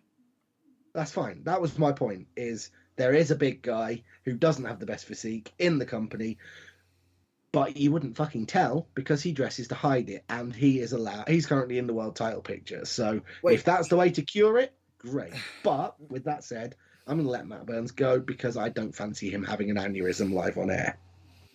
My issue is the fact that as much as you can turn and say that Kevin Owens is a big dude and needs to cover it up, he actually fucking isn't. A lot of that stuff that he's got on him is actual muscle. Why is it that a lot of people sit there and think, oh, he's got a big belly, he's got this, he's got that, he's got no muscle. Yes, he has fucking muscle. Yes, he has got a bit of flab on him. But take into account the fact that Keith Lee looks big enough, the fact of, in comparison, when he knocked Brock Lesnar on his fucking arse, that he actually almost looked just as big as Lesnar. Just because he's got a bit of belly doesn't mean he hasn't got muscle. He actually does have muscle. And with Keith Lee, the fact that as soon as he debuted on Raw, the stuff that's been getting you over on the independents, the stuff that's been getting you over on NXT, yeah, fuck that. Let's just drop that and put you in a fucking singlet that makes you look fucking not as good, not as domineering, or not as baskful. Really? Are you that unaware of what he's actually capable of, WWE? What the Not fuck to mention are you doing? the hypocrisy of comparing him directly to Otis, who wore a singlet and who Vince McMahon probably directly said to him, you've got a big belly, you should wear tights and let that hang out. And then turned around 3 weeks later and went, your big belly hanging out those tights is disgusting. Lose some weight and sharpen up. It's just stupid. It's just sheer mind-numbing hypocrisy. And it's just stupid at its finest. And fucking, obviously, if you listen to the broadcast last week and the week before, and the week before, that we take issue with people like that, and the fact that I haven't really got much time for WWE until let's be honest, until Vince McMahon is in the ground. Yeah, and it's a horrible thing to say, but it just is the way he seems to think that in this day and age that he can still treat people like he did in the Attitude Era. And in the 80s, when everyone was on the juice, and so that nobody had an ounce of spare fat unless they were built like King Kong Bundy, in which case they were basically laughed at anyway.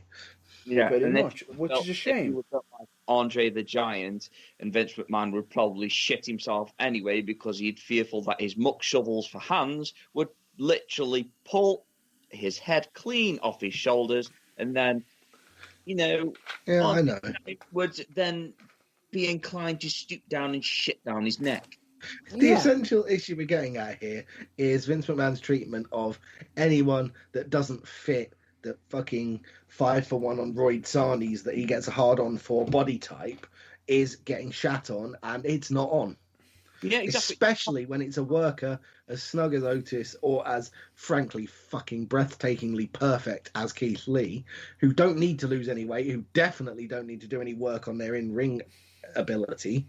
And the fact that it's just Vince McMahon being promos. a dick. Oh, yeah. If there's anything that either of them need to work on. Otis might need to work on his promos a bit, but that's the only thing. I don't think he does. I think for what he does, keep it short, sweet, simple. Done. Yeah. No, that's what I'm saying. But that's the only thing I can find fault with in either of them. So the main thing I find fault with here is Vince McMahon's logic. Yeah, I think I like about Otis is the fact that he can, when he met Mandy Rose and, he was coming off as the shy guy and stuff that. It's almost Dusty-esque. Yeah, it was like, yeah, exactly. And it was very, very, very well done. Yeah, it's like now that he's got that confidence and what have you, and fuck you, WWE, for taking away the money in the bank and giving it to Ferret Face. But, giving it to WWE's Man of the Year 2010. And then we're talking about body shaming, and then I literally just go and call the Miz a Ferret Face. But I'm sorry. I was trying to gloss over that. But yeah. What the fuck? You can't tell me that the Miz does not look like a trouser ferret. I don't want to shame anyone for their appearance. I'm not shaming anybody. Anyone who's ever met me will understand why that's folly before we go any further. I'm saying have you seen the Miz's dad? Are you surprised? Yeah, exactly. It's so funny. The poor guy has not won the genetic lottery. No. Well, I'm not being funny, but if you look at his mum and dad, okay, they might not be pretty, but they don't fuck with their faces, Well, there is that. But anyway, we're getting off topic here. The point is... And bearing in mind that I believe Miz's dad ended up becoming an internet meme of looking like the older version of Ken Masters from Street Fighter. Yeah. Slightly off topic now. We are veering wildly off topic. But anyway, the point is, if you want your guys to not look how they look, there are ways to go about it, and publicly coming out and going, you're fat and you can't work, the problem is he hasn't not come out, the way. The problem Especially he when hasn't come out public. Their body type is part of their gimmick, and thank you very And much. their But what genetics. planet do you live on? They can fucking work. They're among the best workers you've got. Yeah. Now, we're not saying that all big guys can wrestle like Otis.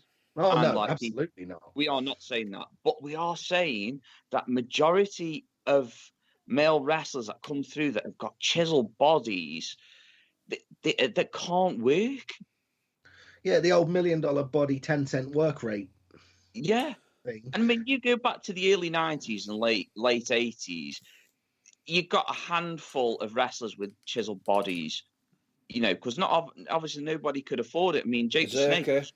Berserker, Barbarian, the Warlord. Yeah. Or as I like to call him, the Roid Lord.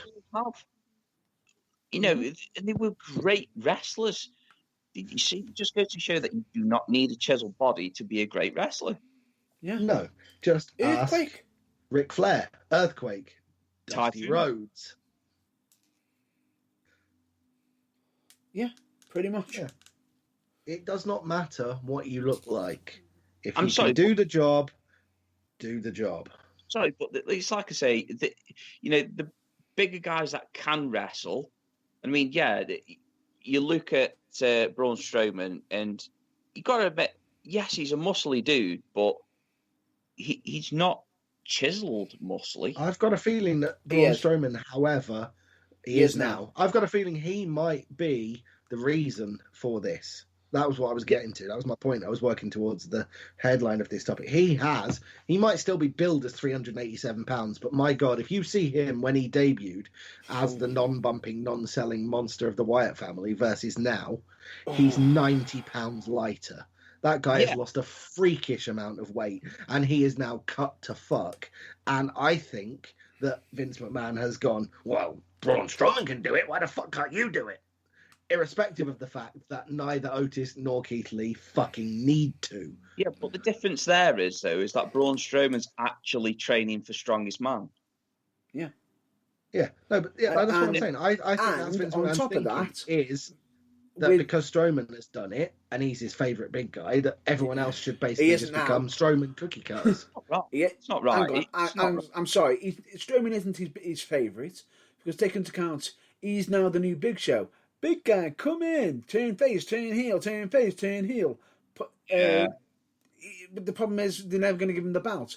Personally, do you know what? They're not the one gimmick they haven't tried on Braun Strowman that I would absolutely love to see. The Jolly Giant. Himself. Yodeling. Himself. Have you seen? I believe Irvine's hit the nail on the head. Have you seen his Instagram post on his own page as himself? What, where he goes fishing and hunting and is just generally a big hairy bloke. A nice guy, and even going out with having laughs. Even the fact that he's good mates with Drake Maverick. The fact that he went to the gym with Drake Maverick and Maverick forgot his equipment. And he ended up chucking him some spare clothes and buried him. Jesus, wow. Okay. You could fit 6 of Drake Maverick into one of Braun Strowman's shirts. That's what I mean. It's comedy gold there, right there. Yeah. Yeah, don't keep doing the same like they did with the Big Show. With the Big Show, I love the Big Show. I've got a lot of time for the Big Show. I've got a lot of time for the Big Show. Small tip, though. Don't watch the Big Show on Netflix because your love of him will diminish. No, I will not. I've seen it. I've watched one episode. I never want to see another one. That was enough. It gets better. It does get better. Anyway, Big Show's great, but that's not the point we're making here. The point we're making here is I think we're getting way away from it, and time is getting away from us as well. But the latest decree that Vince McMahon has made, he has lost his fucking mind. Yeah. That's the long and short of it. Even though he has lost his mind many moons ago. Yeah, but the thing is, he's now just nitpicking for the sake of it, and oh, Jesus. And he is no longer Vince McMahon to me. He is fucking Skeletor. Next, he's going to suggest that fucking Karrion Kross goes on a 6-week unbeaten streak and then wins the NXT title or something. Fuck, that actually happened. Yeah, He-Man. Yeah.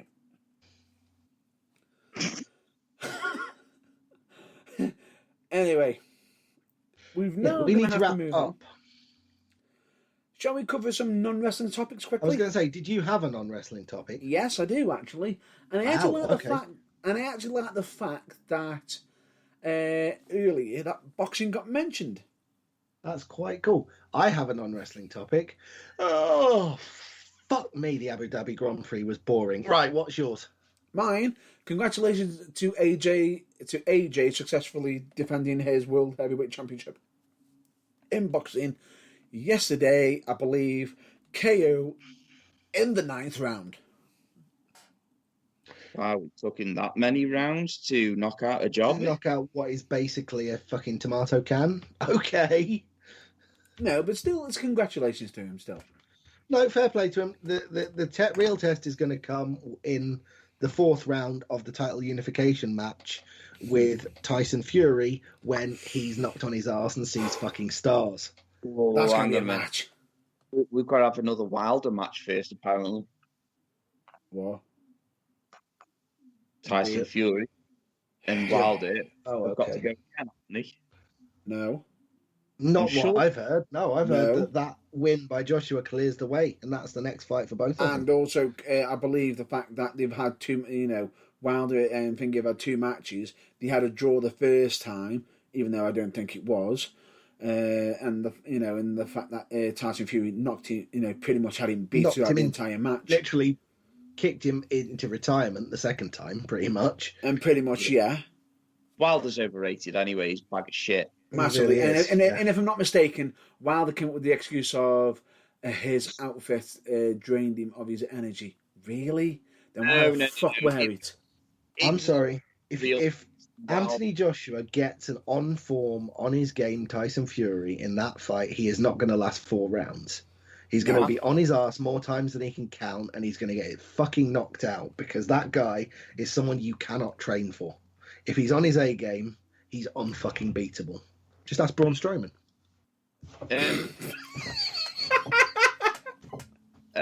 Yeah. So, yeah, there we go. But yeah, no, like I say, While the only thing that was weighing him down during that match was his fucking ego, just like it was the first time round. And I hate to say this, but Tyson Fury will beat Anthony Joshua. Absolutely agree. He is 100%. Even firing at 70%, he's better than Anthony Joshua. Bearing in mind that Anthony Joshua doesn't have the punch power that Wilder has, and Wilder got a good clean hit on the Gypsy King. And did nothing. And he just carried on. And what did the Gypsy King do? Well, that was right. He did an impersonation of Undertaker and got the puck back up within seconds. Yeah, exactly. I'm glad we agree, because I had a feeling that was going to be divisive, but no, I'm glad we agree. I don't think Joshua stands a chance against Fury at all. I'll be honest with you, I am a fan of AJ. I am a fan of him. I think he's a very competent boxer, but there's only one Tyson Fury. There's nothing else like him. Yeah, you can't prepare he's for just him. a force of nature. He is just a force of nature.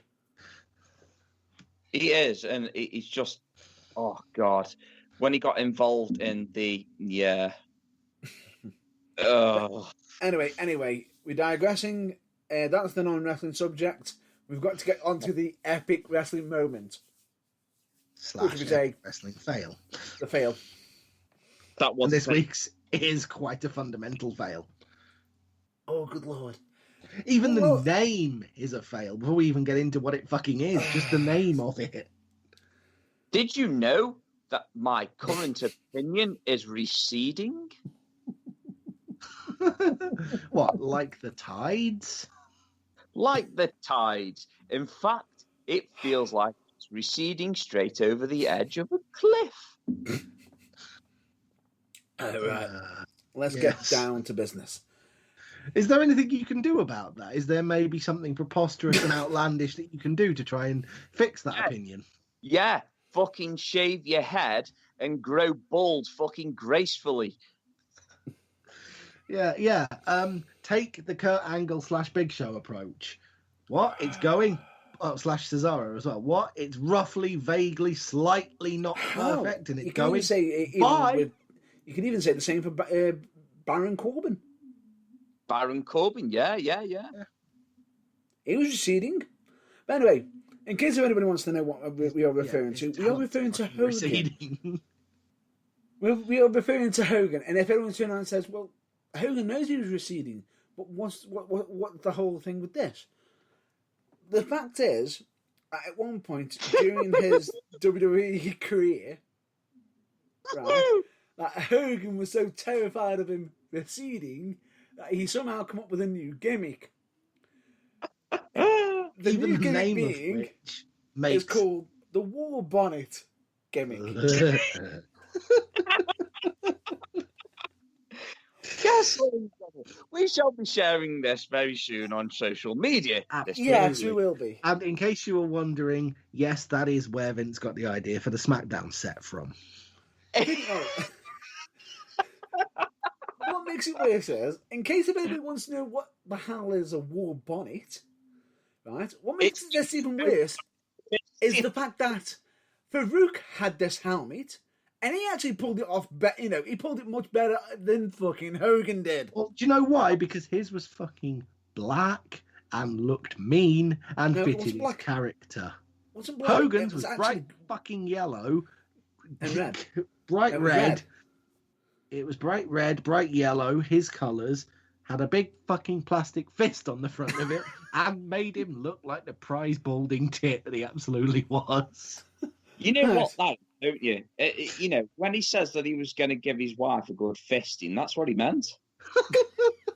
And then she could turn around and say, "Oi, fuckface, what's you down there?" What makes it worse is when Farouk had it at the time. No. When he had the helmet, his was like a teal green or something like that. But it didn't have a big plastic fist moulded onto the front of it that made it look like all it needed was a couple of fucking wacky fun straws and a container on the top to carry a couple of pints of beer.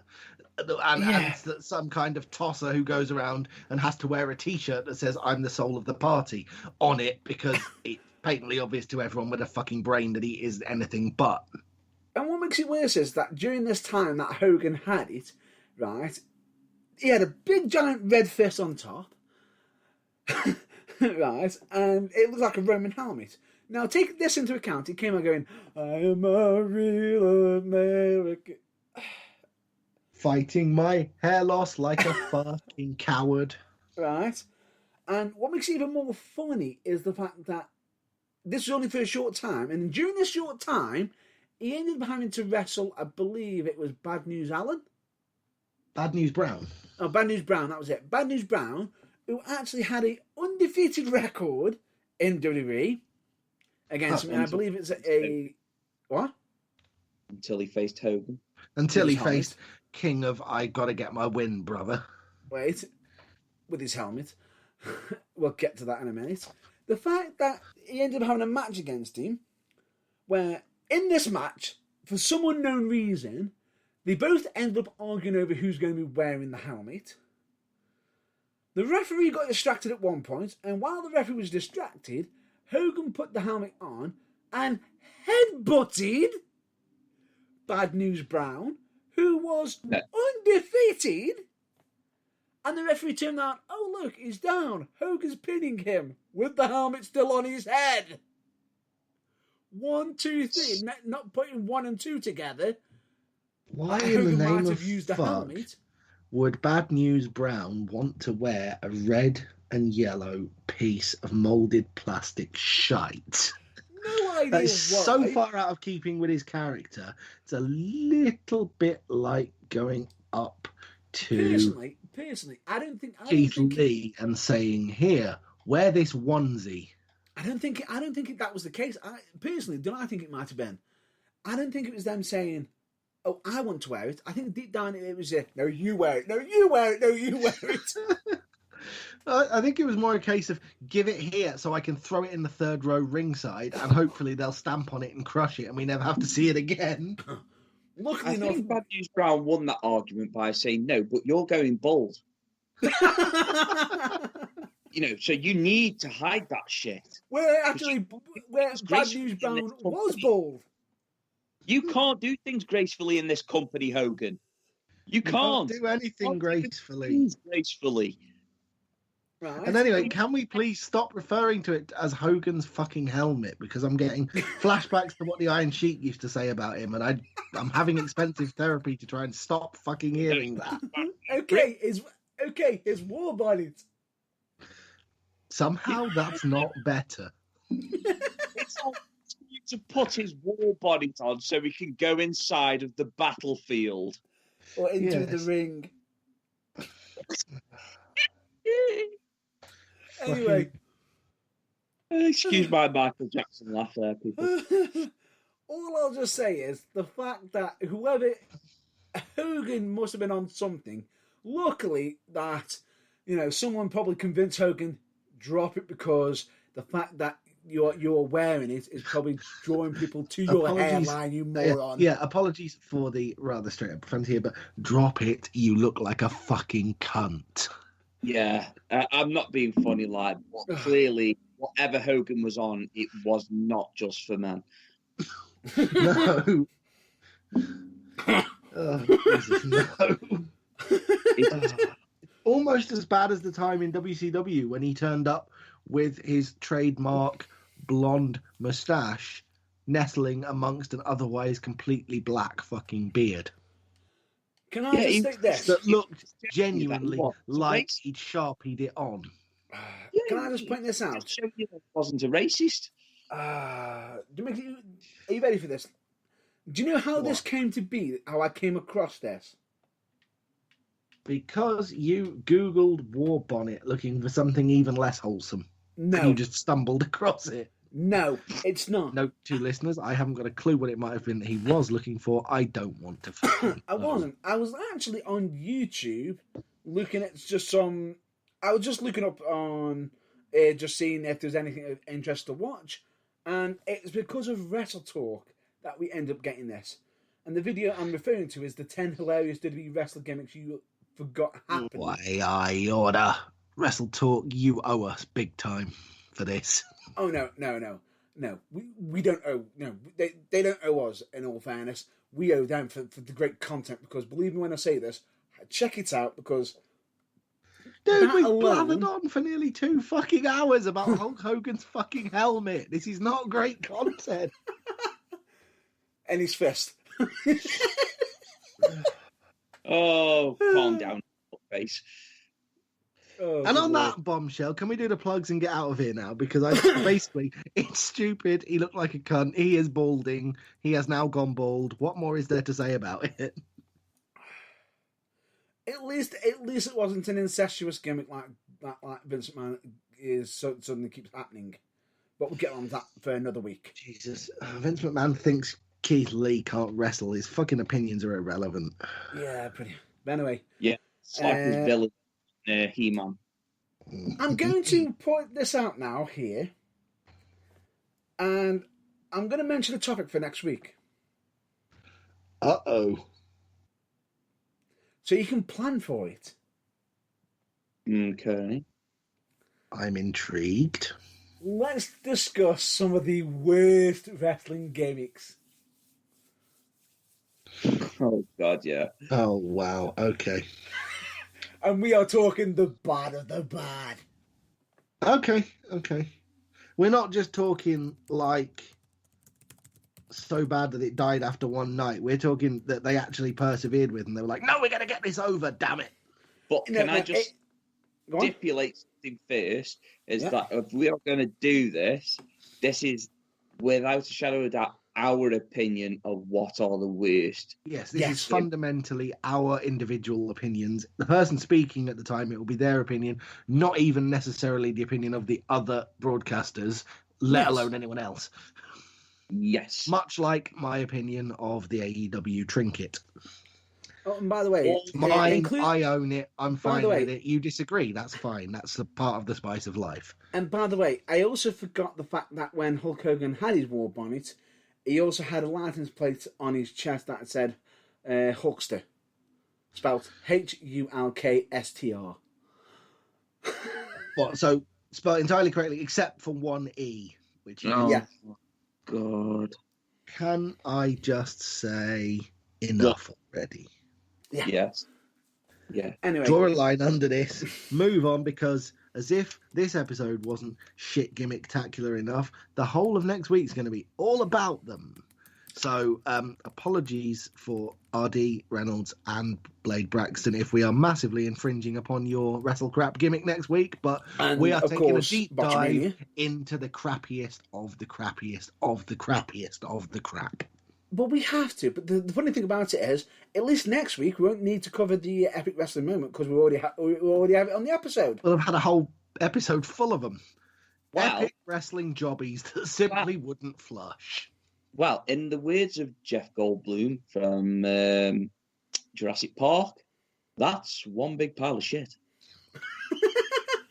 But anyway, that's going to be a wrap up for the new stuff. You sort of meant, if I thought you'd meant that he'd left an 8-foot turd on the beach. Yeah. Anyway, we're going to have to wrap it up for this week. Jump onto the plugs. Of course, the UK, of course, the Burning Truth recommends you check out UKWA, also known as UK Wrestling Alliance. We, of course, also recommend you check out photographers known as Tony Knox, Jessica Servo Photography, and I believe for videography, BA Productions, SW Video, and of course for charitable organisations, we of course also recommend you check out Changes for Health and Wellbeing, Changes Recovery Radio, Mind, Message for Mind, and Donna Louise Hospice Care for Children and Young People, Cancer Research UK. For the lighter side of professional wrestling, seeing as we're going to be covering that a lot next week, we recommend you check out Botchamania, You're Welcome Matthew, and Wrestle Crap. Nice one. And Blade Braxton. I don't mention him often enough, but they're equal partners in Wrestle Crap. Of course. And of course, we also recommend you, check out OSW Review Lads, especially, You're Welcome OSW Review Lads, with also special guests from time to time, Matthew from Botchamania, especially including the What Bar Are They This Week? which is absolutely hilarious. We, of course, also recommend you check out fellow podcasters, broadcasters, be it the many being hosted by Magic Mark Adams, be it Pull or Pass Radio Show, or the many other shows he has. With the Dude has about half a dozen. They're all worth listening to. 100%. Of course, we also recommend you check out We're the Independent. That's with an IE, not a Y. Which I believe is hosted by none other than Sugar Dunkerton, formerly known as Pineapple Pete. Oh, they've buried that, have they? Finally. On AEW. And of course, we've also got Think Wrestling, which has the Talking Wrestling interviews hosted by none other than Mr. Tom Baker. And we know we're not on about the former Doctor. Not the fourth Doctor, but in fact, the broadcast host and occasional UKWA commentator. He's part of the woodwork, definitely.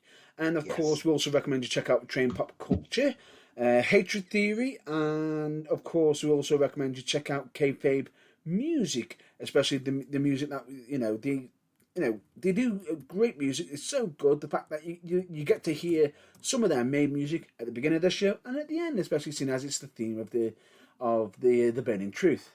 They actually made it. And of course, we also recommend you check out Powered 4 TV, where there's so much wrestling content on there. It is unbelievable. We highly recommend you check it out. It's almost like Netflix and Amazon Prime and Apple TV and all the other streaming services and the WWE Network don't exist, and the only source of entertainment in the whole universe is Powered 4 TV. That's how much content they cram into it. You need an extra lifetime to watch it all. But that doesn't mean you shouldn't try. And it costs you the amount of, JB? $3.99 and up, depending on what you'd want to subscribe to. But the base tier is $3.99, which is a fucking bargain, because what is that these days? Half a cup of weak piss water at a well-known high street coffee chain? And if you're trying to eat healthily, it's the cost of a Mars bar. Yeah. Unless you're diabetic. If you're trying to eat healthily, it's the cost of a supposedly brilliantly good for you, even though it isn't, I won't mention the brand, fruit smoothie. Yes. Oh, yeah. Yes, but anyway, the point being is... Guilty as hell.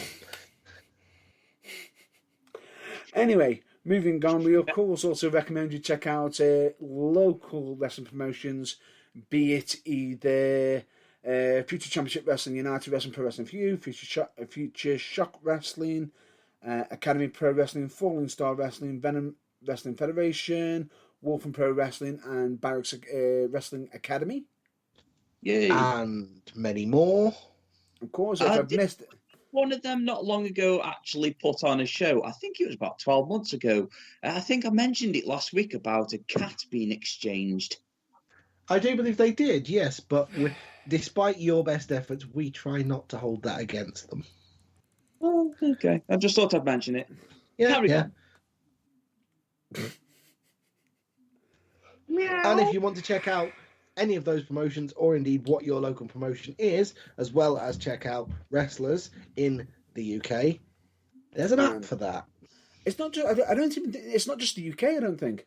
Or is it in the whole world? Is it basically the best wrestler tracking app in the world? Potentially, yeah. Can you find the cat?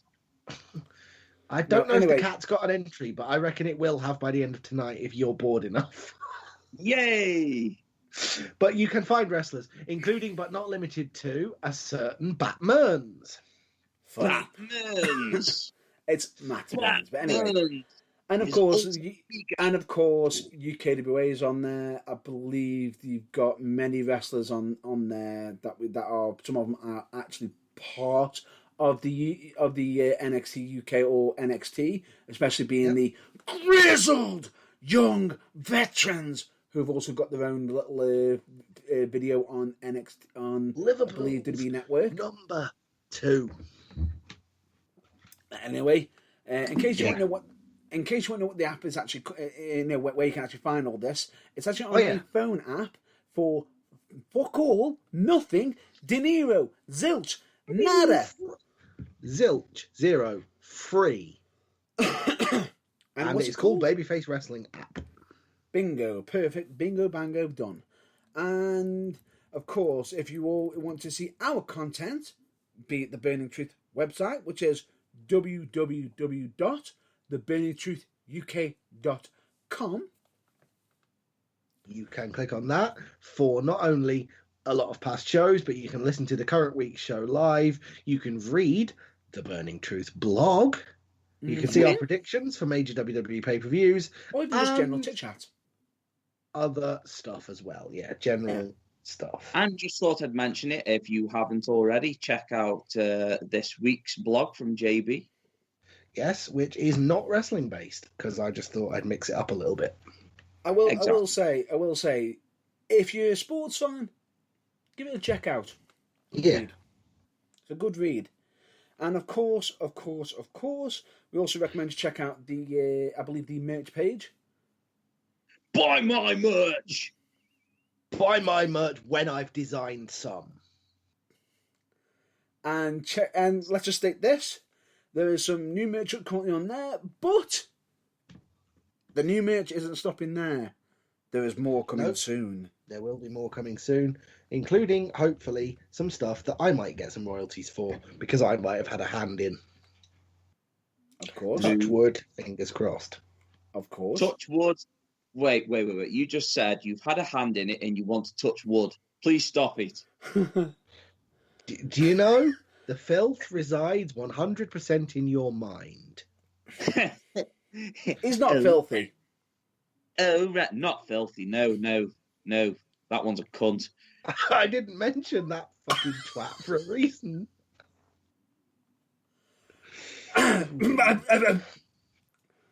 Right. Hi, guys. I'm going to ruin your career. No. We'll leave it there. Right. Potentially libelous material. Okay, Moving on. Change routine. Change the fucking channel. But anyway, the point being is... look, Carrying Cross is on. Change the fucking channel again. Anyway, the point being is... we've got merch on there. If you're interested in supporting the broadcast, buying the merch would actually help us do that. It would be an absolutely, for myself and probably, the guys from the Burning Truth, we will be massively grateful. Yes. And if we start seeing in the crowd of wrestling shows when fucking hopefully they restart in early 2021, people wearing Burning Truth merchandise, fucking good work. Get your pictures taken of you in the crowd and stuff, and let's get the Burning Truth out there to as many people as possible. And Hal, if you are wearing any of our merchandise and you take a picture and send it to us, we might even create a bit of a page on the Burning Truth, fan page on the website, wearing Burning Truth merch. We might come up with something a little similar to what they used to have in Q, the recently deceased music magazine, where they had a little third of a page at the back with the letters every month of the most random place you enjoyed the magazine. So for that, we could subsume that into the most unusual place you've been seen wearing our merch. Yeah, and also as well, I'd just actually like to mention this. I've not passed it by any of you two yet, but I am actually considering a little mini giveaway. A little mini giveaway for a Monsieur Irvine mug. In actual fact, I may actually join in on that one, actually. Yeah. There you go. I don't actually have any merch that I can I'm down for that. I'm absolutely down for that. Principle. I'm actually down for that, and more on that in the future. Yeah, more on that in the future. Hopefully soon. Yeah. But of course, we have our social media links, of course, which will be Facebook, Twitter, YouTube, and Instagram. You can listen to... Don't archive it. You can listen to the current episode each week on theburningtruthuk.com and past episodes on the following platforms. Which will be, as we said, the website, Spreaker, Spotify, iTunes, Google Podcasts, Google, Deezer, We are, of course, on Amazon Music as well, and many other sources. Just not brown or red. God no, barbecue or die, man. Yeah, man. But anyway, that's going to be a wrap up for the I believe the plugs, and for this week, because Jesus, we've got about 45 minutes longer than we should have. yeah. Thank you for your endurance listening Wait. this week. Next week, we're talking about absolute wrestle crap. Wait. Cheers. We need to wrap it up with our usual message. I know. I was just building up to it. Oh, build up then. Build up. I'm done now. Carry on. Do you enjoy your wanks? You know what I mean? How do you enjoy them? What? How do you enjoy your masturbation? I'm not talking to you, Matt Burns. I'm talking to you, JB. What in the blue hell are you blathering on about? There's a pre-ejaculation there. Let the man tenderize. Just get your mind out of the gutter. Matt Burns, do your thing to end the show. Anyway, ladies and gentlemen. Ladies, Anyway, everyone, please. Our health. We've always got the mental health always in our minds. The fact that we do take this serious, and the fact that mental health is a serious subject that should be talked more about, and something that, if you have got mental health issues, don't ever be afraid to discuss it with others, because as we keep saying every week, it is okay to be not okay, and asking for help is in no way at all a sign of weakness.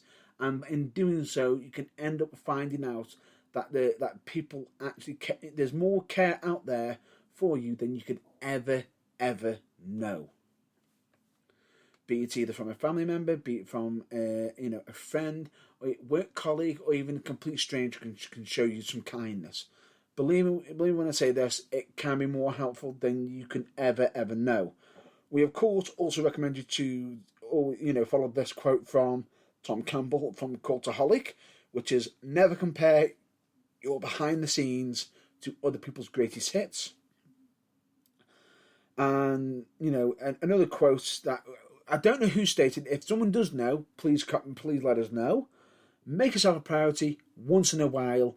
It's not selfish. It is necessary. And of course, if you can be anything in this world, please be more kind. And of course, failing that, kindly observe the first rule of progress and just don't be a dick. It's not just going to be the progress mantra anymore. We'll include it to the Burning Truth mantra as well.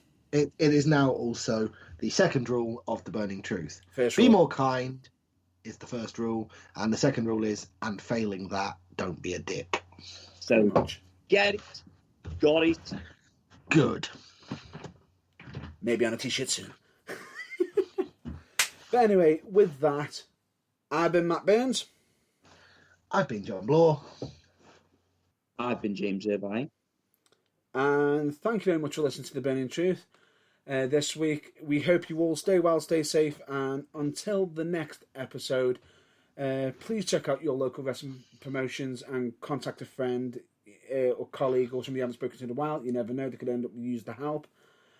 It has been emotional, and we'll hopefully catch you next week on The Burning Truth. Until then... Come on, they'll be closed. Until then, catch you later. Bye-bye then. Sweet guys.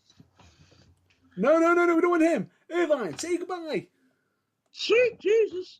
Get him out of this office. On that bombshell, quick, just end the recording before we sink any lower in the gutter. See you later. Sweet Caroline. No.